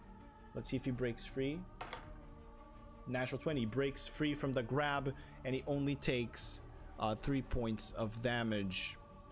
All right. So that's going to be the Croc's turn. Next up, it is Mustard. What do you wish to do? I'm gonna move here. I'm gonna use protection from evil and good on myself. Okay, on yourself. Gotcha. Okay. Mm-hmm. There it is. And has a bonus action.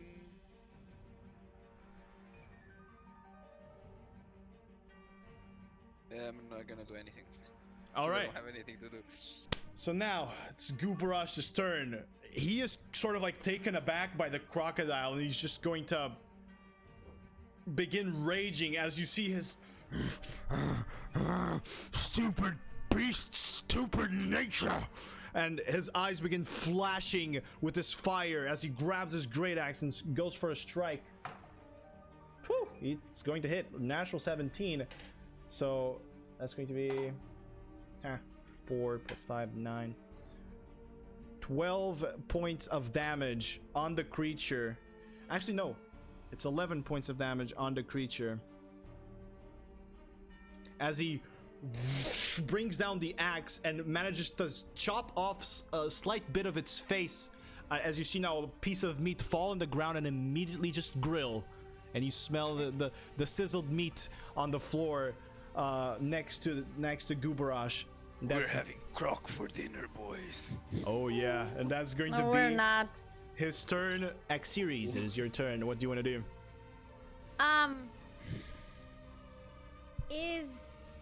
Is the Gubarash still?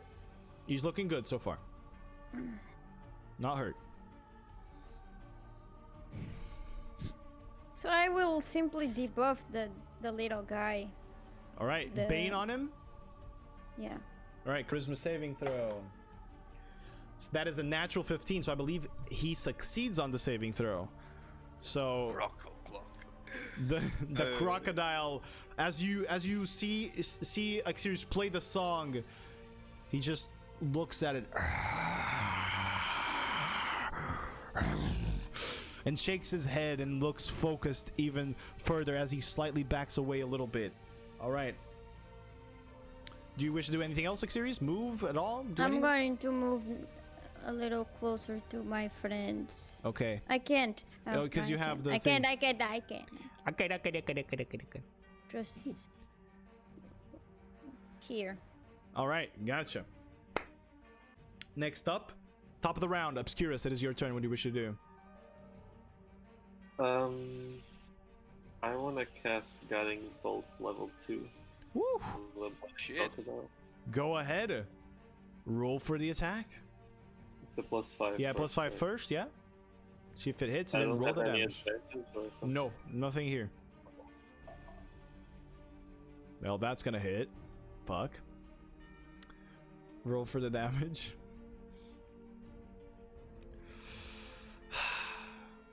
Holy shit! Fucking Okay. dick balls, dude.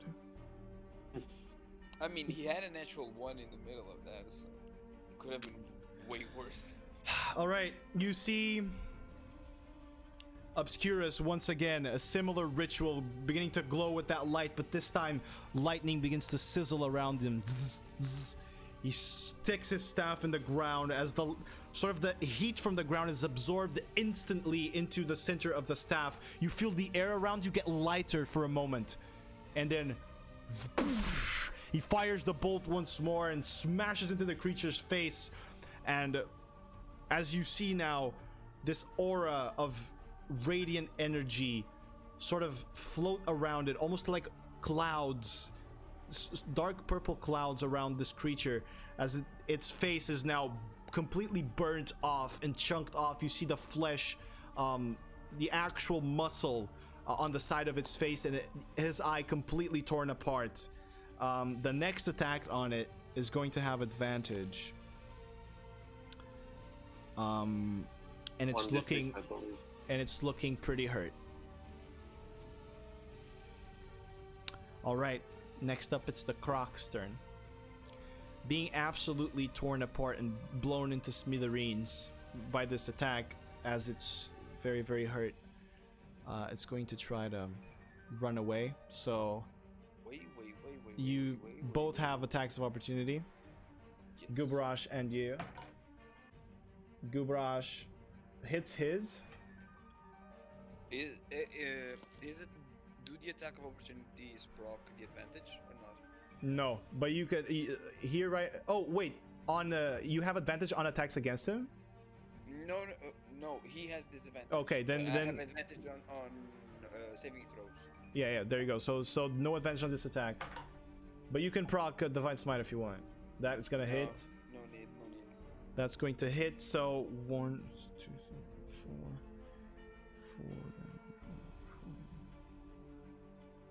Okay, you see as he begins to run away, Gubarash slashes at its tail. It still stands and it's still going.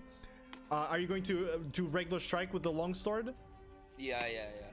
All right, you slash at him and take away one of its toes as it dives deep into the lava and just runs away and vanishes inside. Fuck. All right. I wanted to do something. What do you want to do? You can still do it. He's inside the lava. I can't. No, I can't. No, I can't. I wanted to touch him. I had a strategy. Okay. Okay, I all right. wanted to. I don't know if it. You wanted to touch a lava croc. Yeah, just to see what All his right. deal was. I'm going to say it. I was planning on turning myself invisible, Mm-hmm. walking straight up to the crocodile Mhm. and touch him just to see if In a he had lava any. river. No, that's why I would just All right. walk and not enter the river. But now it. Well, Alright, so- thank God he ran away then. All right. So, you guys not doing anything else? You're leaving him to run away? Yeah. Yes. You see Gubarash just kind of like wanting to dive into the lava, like with his axe ready to go. But then No, my friend. Now I want to freeze him. No.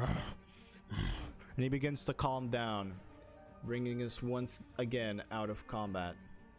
So why don't we, for the rest of the journey, keep away from the lava? Yeah, good idea. All right, let me resume the lava. The lava? Yes, the Yes, lava the lava. environment here. All right, so If I knew, I wouldn't have spent a fucking level slot for this shit. Gubarash Goddamn fucking walking. looks at you and he says, We're getting close. This could be it. "So, No more rests. do you wish to take a rest?" No, I don't. Are we close to the? Yeah, you're close. You're getting close to the center. He hands out Is there some food to you. There is the. He hands out some food to you, and he says, Eat this. It will refill your abilities.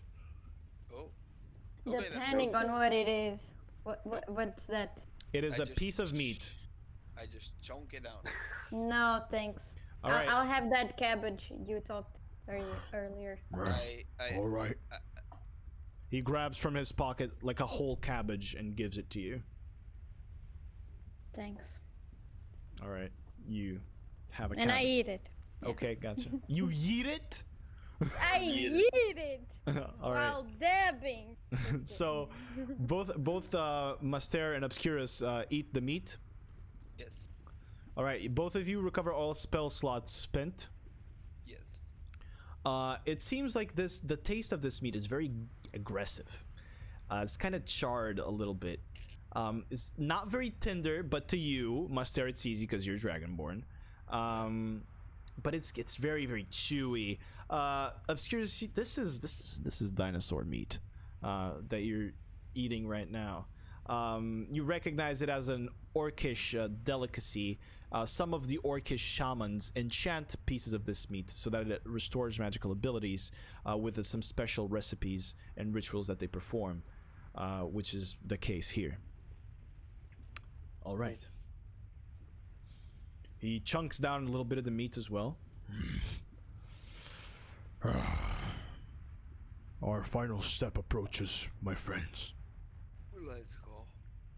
Very well. You move forward, moving away from the lava river and a little bit closer to the ashen tree forest on your left. And you finally reach the center of the Anger's Breach. There, you see a big pool of lava. An enormous pool of lava. The ground around it is completely barren, shattered and devoid of life. No trees near this pool. Gubarash takes a deep breath. He turns towards you and he says, This is it. My one final task. It will either kill me, or I will come out triumphant. And he begins running towards, or walking towards, the pool of lava, and now stands at its edge, looking down at the lava that is oozing out and sort of, almost waving in and out as if it was part of the sea. What do you guys do? I want to say, be careful. Master Just stands. saying. I'm sorry, what you say, Stan? Be careful. Just saying. Oh. Master stands behind Gubarash and yoinks him inside the lava because he's been evil all the time. No, I'm joking. He says, I'll do the best of my abilities to keep you alive. So Yeah, I was going to say something along those lines as well. Well, what do you want to say? I just was going to say I won't let you die, friend. I won't. Thank you. Well, it is time then. And he shoves his fist inside of the lava pool. And you hear him as you hear the sound of the skin burning off. And then he removes it, hand completely burning.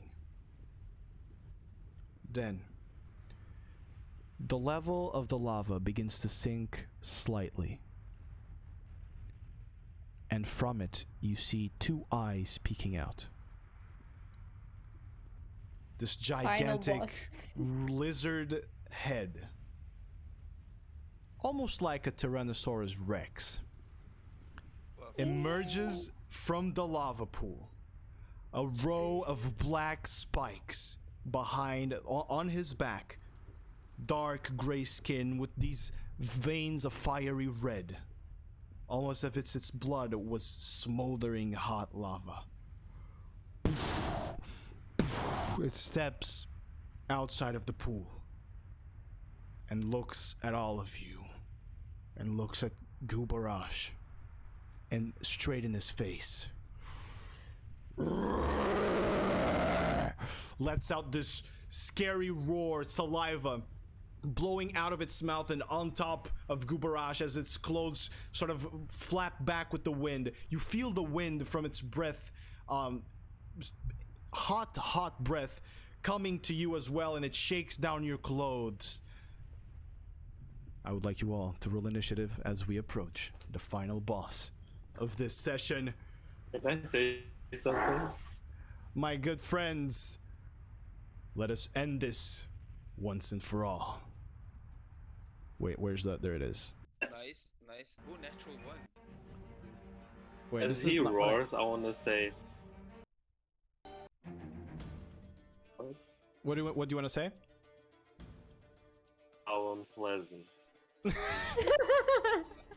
think.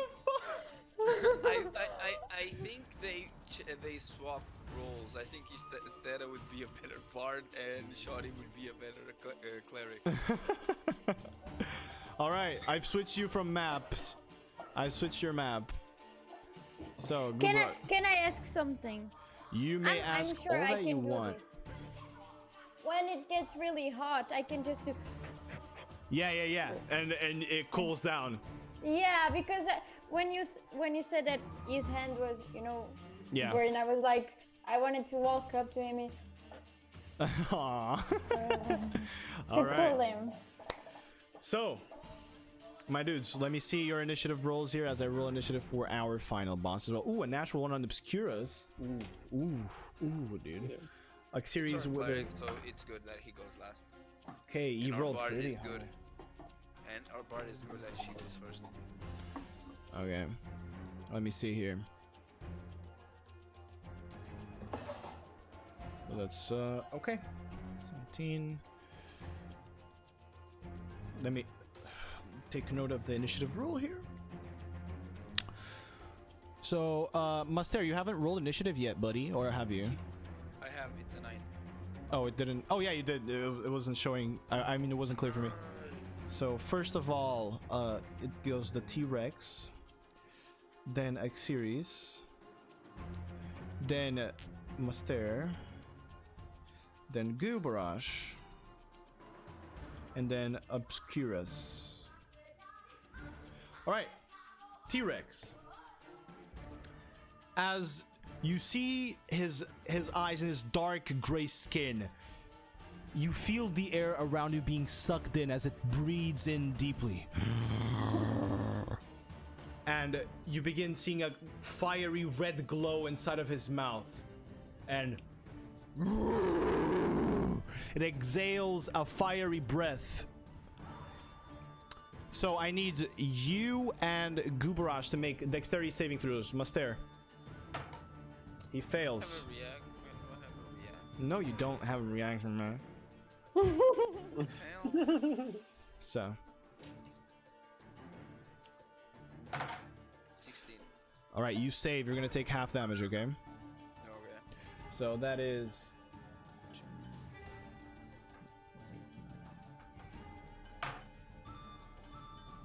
$15 points of fire damage that you take halved, 7. and he takes fully. Poor guy. He had healed from the food. 7 minus 44, then it's this one. Wait.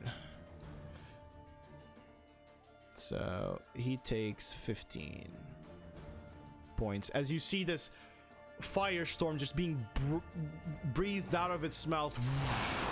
The flames heating up the whole area. Gubarash kind of protects himself with his arm and his axe. Fire. Yes, you will be mine, creature. All right. Next up, X-Series. I have one question. Yes. If I use two spells from the same level, but one is an action and the other is a bonus action. You cannot do that. You can only do Since action and it has then to be under. lower. Yeah, exactly. The bonus action has to be one level lower. Okay, so I'll still do the. Are they really? You do have.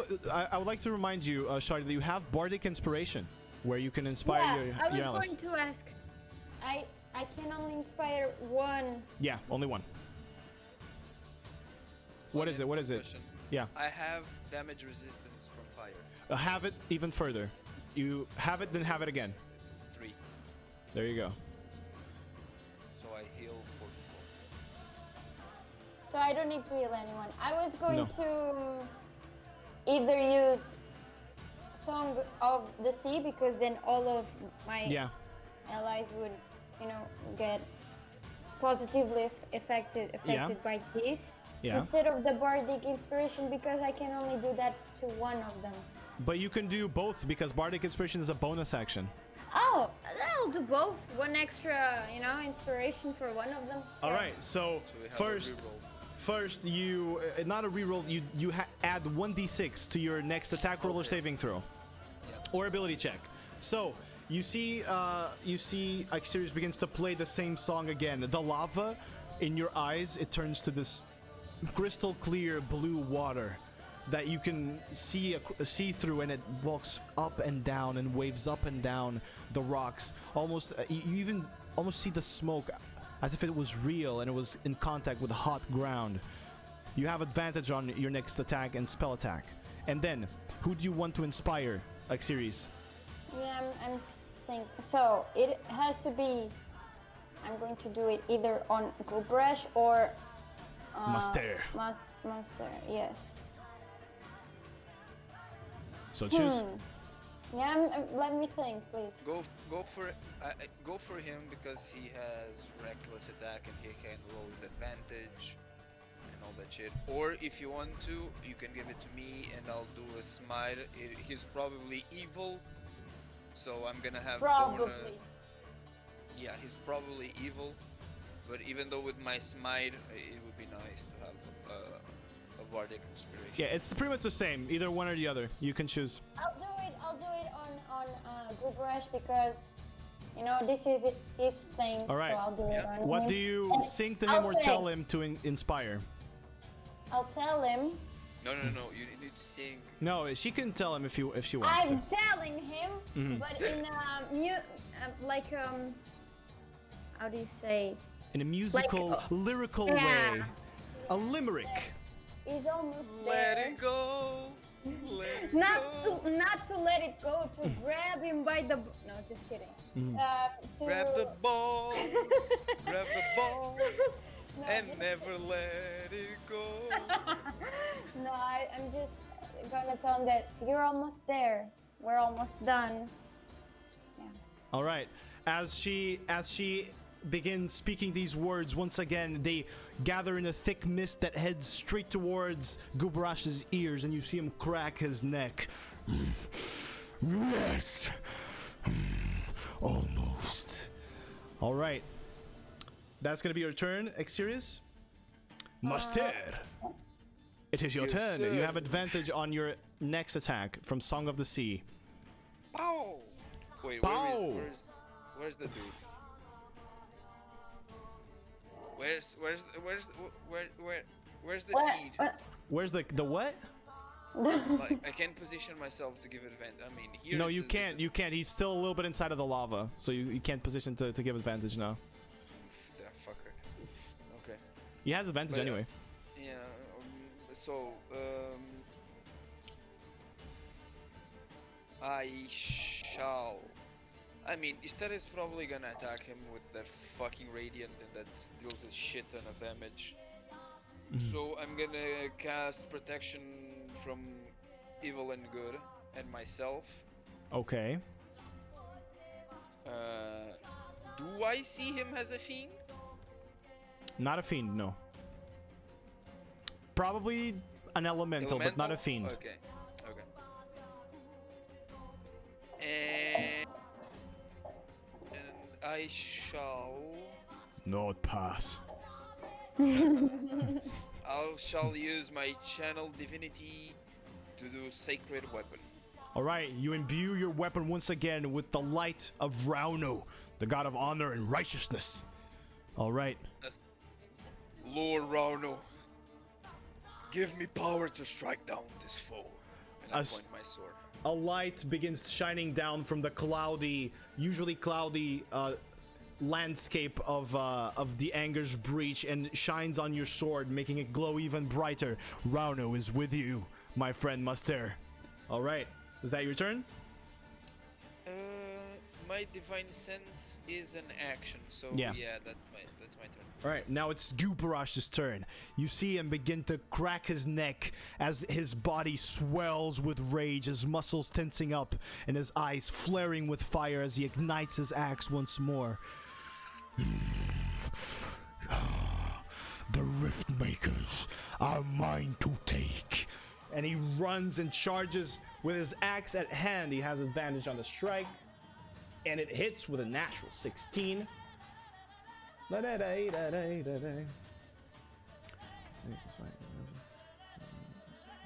Quick man.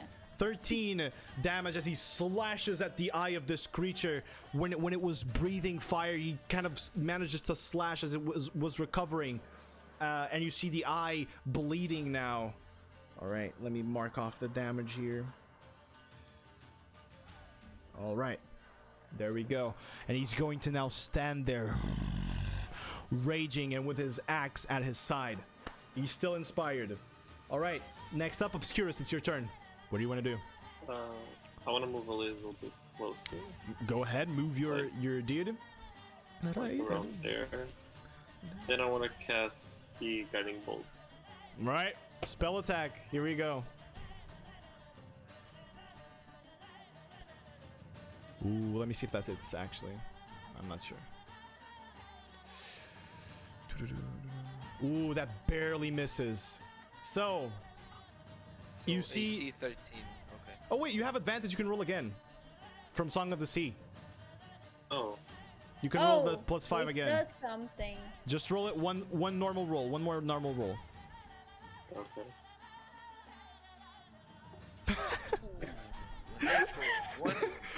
No, it doesn't do anything, Xerius. You see... Yeah.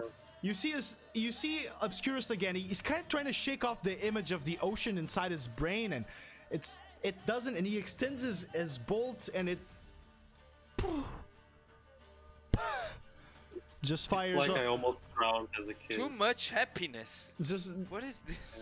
Just fires a small fucking puff of light that explodes on the spot, and you see the look of fucking. Holy shit, man. Of disdain again from Obscurus looking at Xerius. Alright, so anything else you want to do? Feel less 1 damage for being depressed. You want to take damage? Alright. No, I'm just kidding. This is depressing, even for me. You take two psychic damage as you depress yourself again. Alright. So top of the round, it's the T-Rex again. Let me see if he gets his breath back. He does. He once again... No, actually, no. He's smart enough to see that didn't work very well.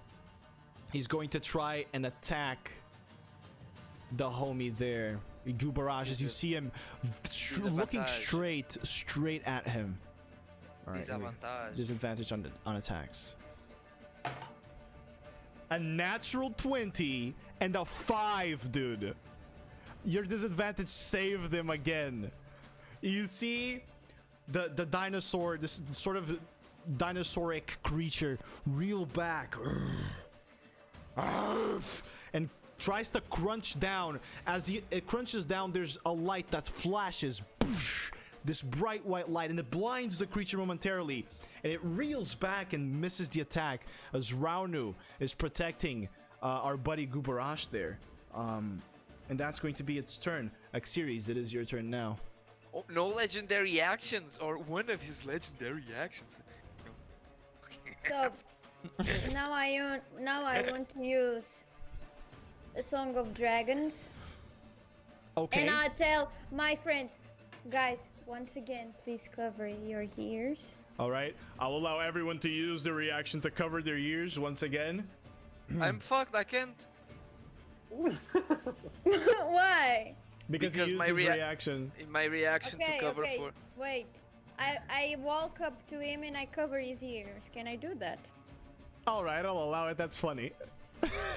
So you run up to him. I'll move you there, and you cover his ears. All right, and now you begin singing this song and tapping your foot on the ground. We failed this save. Go ahead and roll the damage as this sort of grumbling sound begins accumulating beneath the earth. The lava begins to shoot It's upwards. normal, right? Yes. Shoot upwards.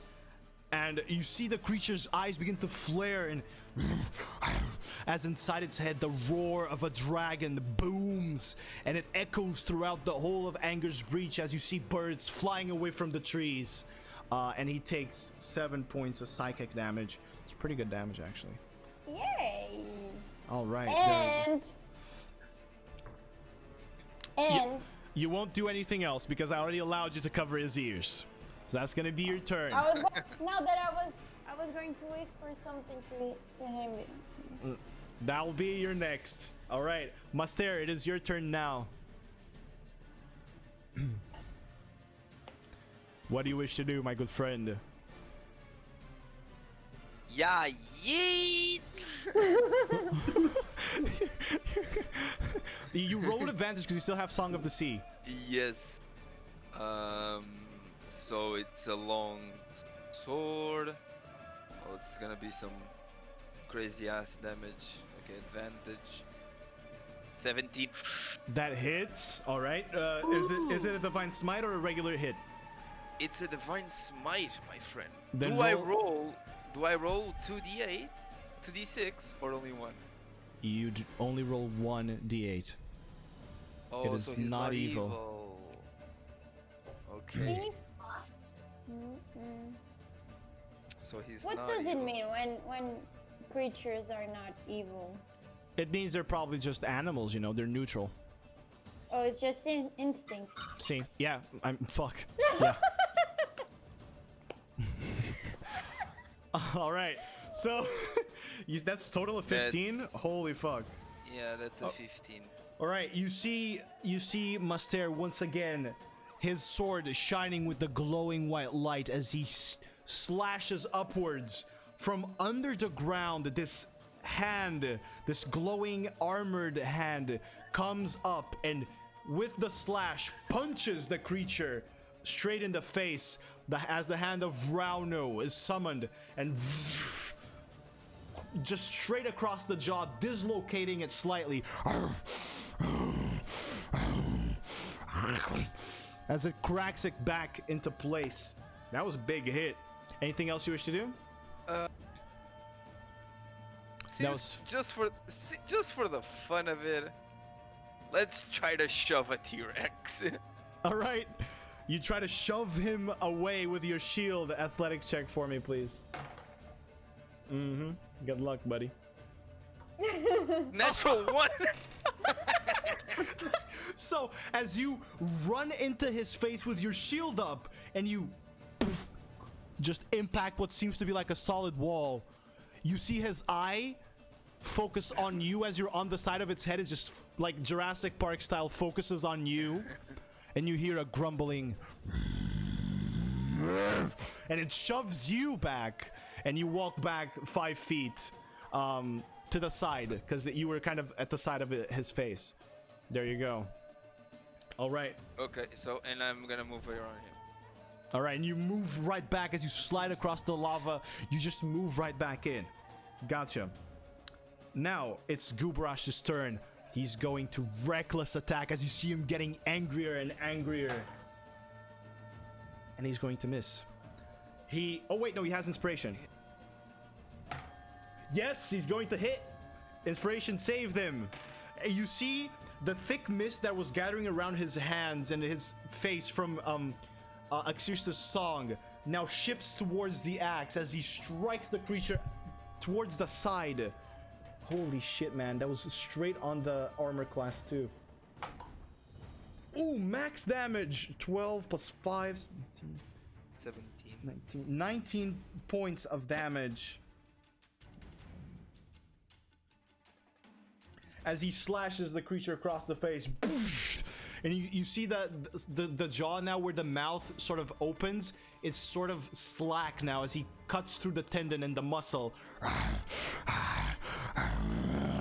The creature now lies with its mouth open.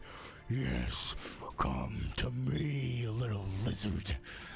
All right. That's going to be Gubrash's turn. Obscurus, it is your turn now, my friend. I have a question. Can I, as a bonus action, cast a spiritual weapon and Yes. then cast the Night Vow? Yes, you can. Spiritual weapon is the case. Yeah, I want to do that. All right, so Okay, bonus action spiritual spiritual weapon. weapon. What's the form, the shape of your spiritual weapon? I don't know. I'll go with an eggplant. An eggplant. Let me see if I can find an eggplant around here. Nope, no results found for eggplant. Phileas always finds his way back into the fucking campaign. All right, Yeah. this is the eggplant. Wait, I'm gonna move it. There we go. That's that. Imagine that's an eggplant. Where do you want to put it? If you click on the floor and hold the click, you will ping for me so that I can see where. Okay. Where do you want me to put it? Okay. Right on his ass. Right on his ass. Right there. All right. Yeah. And are you going to attack with it? You can attack with it on the same round. No, I'm gonna cast. Yeah. Okay. You can I'll still attack attack. It's cast and attack, one bonus action. All right. So roll for a spell attack for me. It's It's like the an- spiritual weapon one, right? yeah. 16. Nice. Ooh, okay, that's going to hit, and 6 force damage as you see this giant purple glowing eggplant shove itself into the creature's ass as it rears back, dealing 6 force damage, and you can cast Knight's Vow as well. Okay. That hurt him a lot. I All right. bet. So you see again after projecting the spiritual weapon into the T-Rex's ass, he once again grabs his staff and focuses on it. And the same dark purple glow emanates and the night is created around him. You now take half damage for everything, and he takes the other half, and he heals for a d4 that you guys use. Alrighty. That's gonna be your turn, or do you want to move anywhere else? No, that's my turn. All right. So top of the round, T-Rex.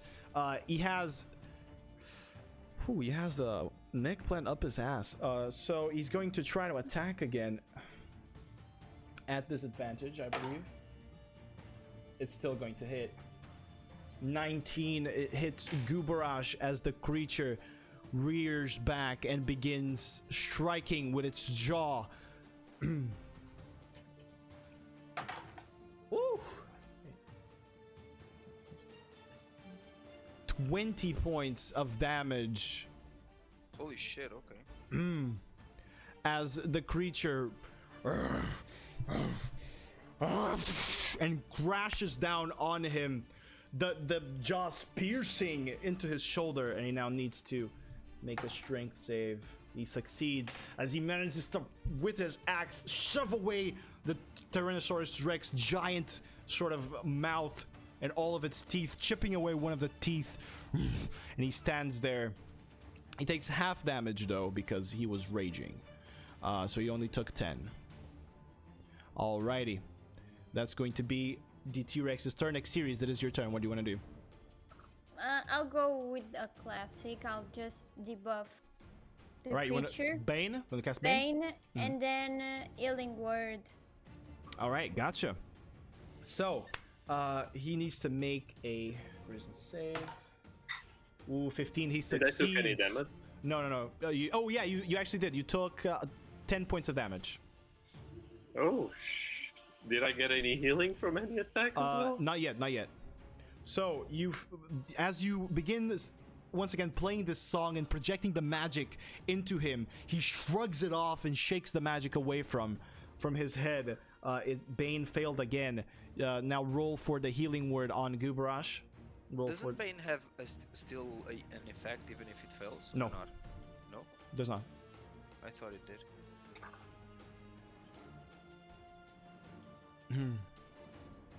That's a good heal. That's All a really right. good heal. 6 points of health back to Gubarash as you once again remind him of his destiny. All right. So, that gonna be your turn? Or do you want to move? Yeah, I'm going here. Okay, gotcha. Next up, Master, it is your turn. Creature's looking kinda hurt now. That hits. Are you going to use Divine Smite? Yes. All right, go ahead and roll for the damage. Where's my smite?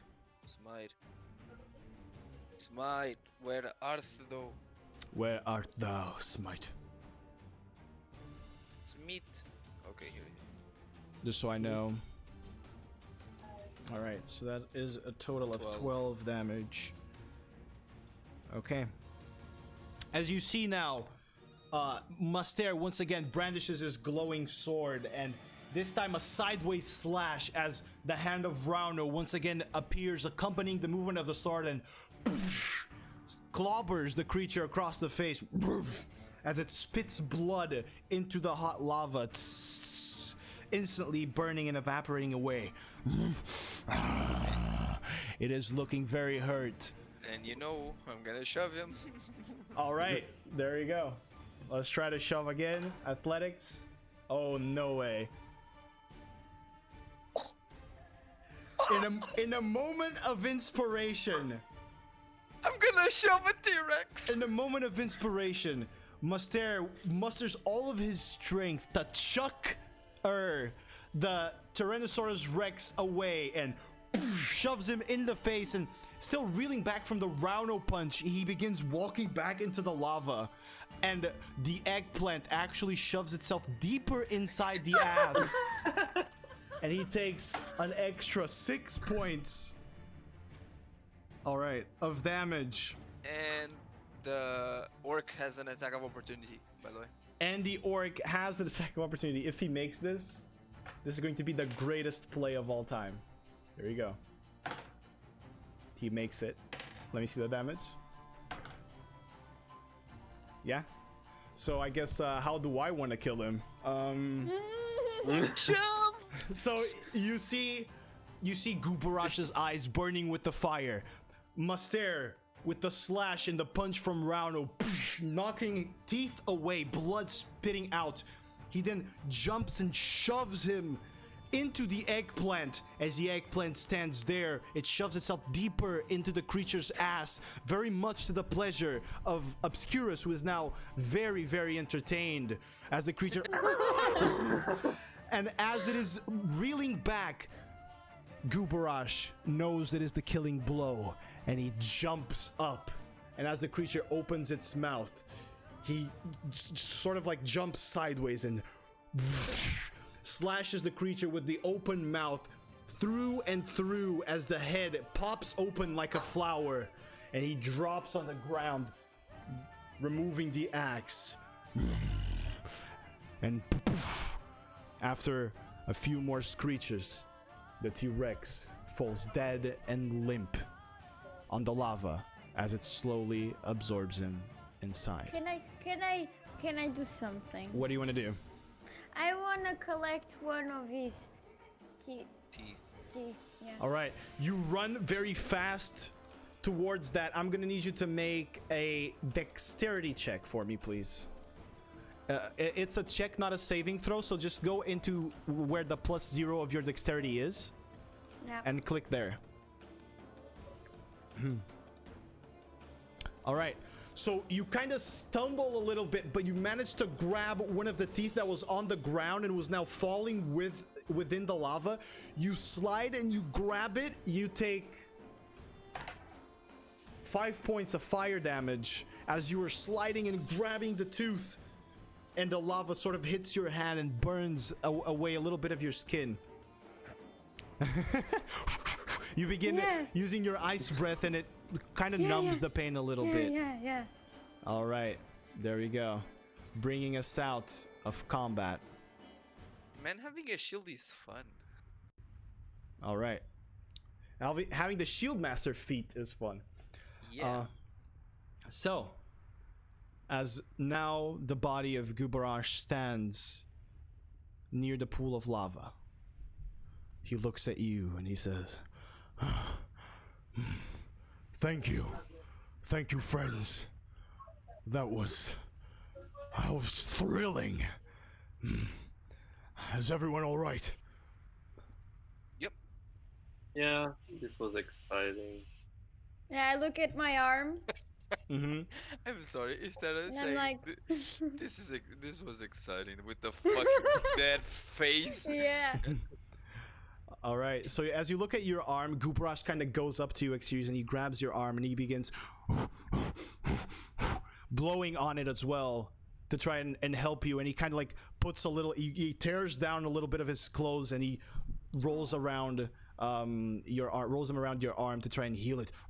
Is that any better? Yes, it is. Thank you. He's in, boys. He's in. All right. He then turns back, and as you guys pay attention to the pool of lava now, as the body slowly sinks in, the lava begins to raise a little bit again. But then from it, a rock platform begins to emerge.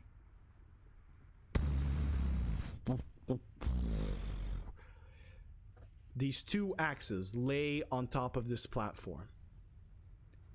Black handles.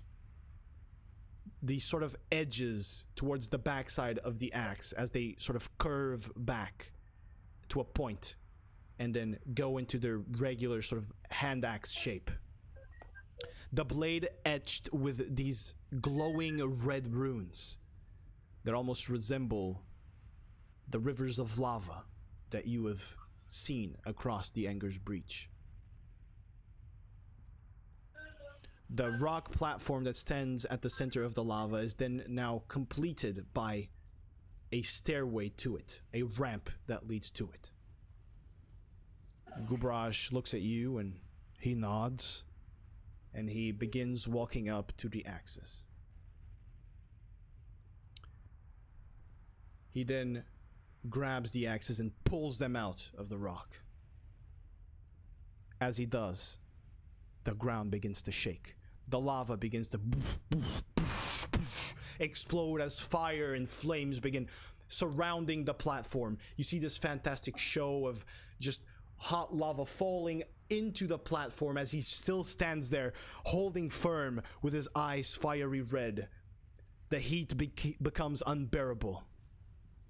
Until then, finally, a giant pillar of flame strikes the rocky platform. You wait a while until the flames dissipate. There you see Gubarash now standing, his eyes glowing red, with a fire mohawk that extends up to his back. And these sort of fiery wings, sort of dark stone and lava that sit at his back as well. He looks down at you and he will say, I bet he's super evil now. It's a plot twist. I'm gonna need you all to roll initiative because this is the real final battle. Thank you, friends. Wait, my bad. Thank you, friends. Your aid to Gubarash was precious. And now, he stands as one of my avatars. An avatar of rage and of war and of passion. I am Aegr, my children. And I now speak for him. You must dare noble friend of Kubarash. You truly shine, almost as bright as Rano himself. I would know. He drops the tears when he hears that. Continue standing up for what you believe in, and protecting your friends. You are on the right path, and perhaps we will meet again. Obscurus. You still carry the plight and suffering of generations within your kind soul. Although I know you do not show that kindness. Allow yourself to be freed from it. You should not be punished by your ancestors' mistakes, my friend.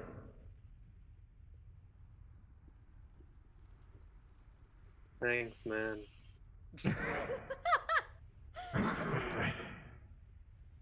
And now you, Exeris. You truly are the voice of nature. Calm and soothing, but ferocious and fierce when needed. You would do Meadrift proud. In fact, you already do. With this new vision, I see now how Losu flows beautifully around you. You are just like her.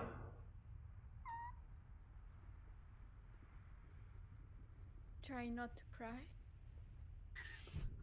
Well, my friends, this journey now comes to an end. You have received payment for your help, but you will also receive my assistance in the future. I am at your call, at least for once. Now, I must attend to my duties. Farewell, my adventurer friends. May we meet again, in less dark circumstances. And the pillar of fire strikes again at the rocks, and from it now emerges the flying avatar of Aegr. Lava wings spread across perhaps 12 meters, and it flies away into the sky, bringing us to the end of our adventure today. And we have to fucking walk back. Bitch goes flying and we have to walk back. Clap, clap, clap, clap. Can I call a creature, like a flying creature, to carry us? Yeah, you would have done that after, of course. Yeah. Of course. You mimic their sounds and you grab. Exactly. Yeah, see, I know. All right. Nice. Shit. You have completed the search for the Riftmakers. By the way, if I read about this adventure in one of your books or anything and it's not a master chucker there, I'm gonna be pissed. I don't know, man. I don't know. I'm gonna be pissed. Ooh. All right. That was it. That was what I managed to put up in the time that I had. It was really fun. It was really fun to play. It was good. All right, awesome. I seriously want to play more on this universe, by the way. Yeah, there's a lot more that I couldn't like really tell, but yeah. I really want to play more on this universe. Awesome. So I'm glad you guys liked it. After all, I do it for the players first, you know. I decided to like put a lot of combat so you guys could like fight dinosaurs and shit. And also because it's sort of like, you know, less RP heavy and it's easier for me to you know, shorten the session if I know that we're fighting. But yeah, that was pretty fun. I had a lot of fun. And it was good finally impersonating one of the characters that has been in my head for a while. So yeah, I like that a lot. So now a question. Does this happens in the early ages of your universe? No, this is very much present. Okay. Very much present in my universe, yeah. Okay. Even I know that. Yeah, she actually does. She actually does know that. Yeah. You guys got a few references there, a few names that you might not understand, but she understood them. Yes, I did. I just love playing my character because I felt like it was me in real life. So Same. We could tell. We could tell. That was Estera, so funny, dude. That was so funny, man. But spot on, dude. Spot on. Yeah. By the way. Yeah. That was Spot on. pretty fucking cool. Oh my god, when he like used the Tyrannosaurus Rex like was roaring and you just said unpleasant. That's just, that's spot on roleplay right there, dude. That's fucking insane. Awesome. I love playing this. This is really fun. I'm kind of sweating even a little bit. Yeah, my bald head is sweating a little bit. It's really shiny. Yes. Yeah, whatever, dude. guiding light. Anyway, yeah. Thank you guys for playing. I would like to tell you guys in the chat, first of all, that this whole session, like we talked about this in like less than 2 days. I was like, I told Born, yo, I'm gonna do it, and then I was like, Shadi, do you want to play? Yes. And then Estera literally was yesterday at night. I was like, yo, you want to play in this? Yeah, let me check. Yeah, let's play. And we put this whole thing together like yesterday at 11 p.m. or some shit. And we put this whole thing together like as fast as possible with custom classes, with you know, eggplants and asses. Oh, that rhymed. It was it was super cool, and I love doing this. And I want to thank you guys from the people that play. I want to thank you, Shadi and Estera and Born, for you know, not allowing this week to go D&D free. I need my D&D fix. Do you have any more of the D&D? Hey, you got any any- that dungeon, man? You got any dungeons, bro? You got any more of the D&D, bro? And yeah, also I want to thank Chat Room for hanging out here and for watching. That means a lot. I know that this is not Rune, and you guys, you know, are used to watching Rune and knowing the story. But oh, and we got a Zoe. Zoe alert on camera. There she is. So cute. There she is. That was actually the final boss. That was how I imagined the final boss. It is for me. So yeah. Thank you to the chat for watching and giving this a shot. It was pretty sick. I love doing it, and I will perhaps one day, you know, do more of these one shots in this particular universe. Who knows? One of them is already planned, so let's see what happens for that one. Also, I have to play. You know, we have our thing to do from the stream. Exactly, that's the one I'm talking about. That one shot is the one that I'm talking about, and you can still play Xseries too. So, Yes. Can I play Obscurus? you can play Obscurus. Everyone can play anything, bro. It's gonna be sick.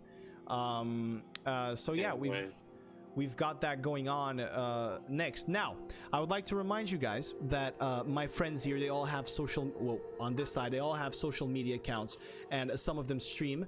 Shadi, who's right here, streams as well at twitch.tv/ShadiCarrots. I can actually link you to every single social media that she has because there's a command for her here.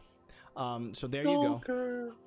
Then down there, there's Born. You can find his link, the link to his channel, if you scroll down below and go on the Born by Snoo link. Twitch.tv/Born by Snoo is where he streams. And now, guess what? I also have a command for Estera. If you are into animation, is this it? Yes, if you're into animation, you want to check out on any of the animations that Estera does, you can follow him on Twitter right fucking there. I didn't know that Estera was just a talking head the whole time. Yeah, he was a talking head. I tried fixing it, but then he shifted shape, so it was like super weird. Argus says he has a problem. What's your problem, bro? Can we fix it? Can Xseries sync to you? Oh, Onion, you need to dab unironically I already did, for Jaden. but I can dab again. Again. There you go. I need a session 0 in Baldur's Gate 3 with you. I got you, bro. Fuck you. Okay.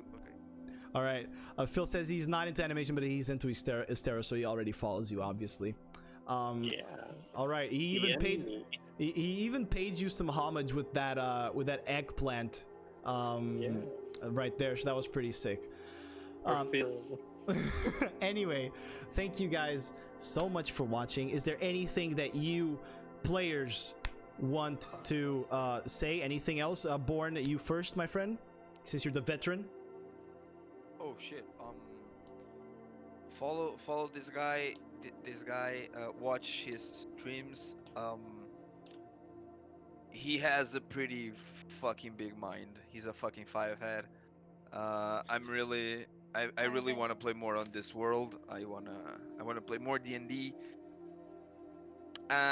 Because now I can roleplay as having good knees. So yeah. We didn't get to that secret debuff that Master had. Yeah. Weak knees, feet. But yeah, I'm just glad I can play this because it's really well done. It's really well thought. Oh shit, we got golden kappas. Oh shit, we shit. do. Holy fuck, Arga has a golden kappa. Take a screenshot of that. We all do. We all have It's golden your kappas. channel. Why is It's your channel. It's your channel, Onion. Take screenshots, guys. Post it on the memes only, please. Allowing all of the screenshots to be taken right now. All right. Why is this special? Because it's golden. It's a golden kappa. Golden kappa only comes on special occasions. All right. I used it. It was on your channel. It was on your channel like a few weeks ago. Yeah. I remember. So, but I have things to say as well. Yeah, Shoddy, you're up. Go ahead. It was my first time playing in English, first of all, and on stream. And gonna be honest, it was a lot of fun. It was better than I expected it to be because I thought I would, just be totally random and not knowing what to do. But it's not that hard, Yeah, that's why we start at low level characters. So when you get to like 500 abilities and 500 shit to do at one turn, you already know more or less what to do. But it was a lot of fun, and everything is super well thought. Well, I know you already. I know how you manage these things and how you create these things. So congratulations for everything and for this universe in special. And and I'm looking forward for the next time. Thank you so much. Don't cry. Hysterics, I can feel your emotions. Boy. I just want to say, as my first time being on the stream and playing Dungeons and Dragons, I really liked it. Not because I was depressed all the time, but because it was like a really fun game, and I got to play with these two and your incredible universe, of course. Because you're the mastermind of this stuff, and I really want to play again. So can't hope to play in the next one. Oh it's a shit! Depressed motherfucker. Two new characters in Rune. Let's go. Look, I want to first of all thank you very much for those compliments. That means a lot more than you know, and knowing that you guys would like to play again is even better because that gives me a sense of job at least decently done. And I want to bring out more roleplay and bring out more story about these things in next sessions. But as the first one, I thought this was a good balance. But yeah, thank you guys so much for everything and for playing. Thank you to the chat as well for watching and hanging out and giving suggestions for an apparent onion multiverse where it has many layers. That was a good one. Master takes 10 points of psychic damage. Obscurus gets depressed. Obscurus gets a depression point. A sadness point. But yeah, thank you guys so much for everything. I will be ending the session here as well as ending the stream. So thank you first of all to Ty for the host, to Sparkles for the host, to Kushi for the raid, appreciate it, buddy. Godzing for the follow, and Zenevice for the host. I really appreciate all the support. And now you're hosting, you little dick shit. I forgot about that. It's all good. It's all good. Don't worry about it. So yeah, thank you guys so much. Guys, say goodbye to chat. Bye bye, chat. Oh, for fuck's sake, really? Bye bye, chat. Take care. Bye. Yeah, Bye. yeet. Bye bye. Ooh. Yeah, you. Ooh. Oh, fuck you, dude.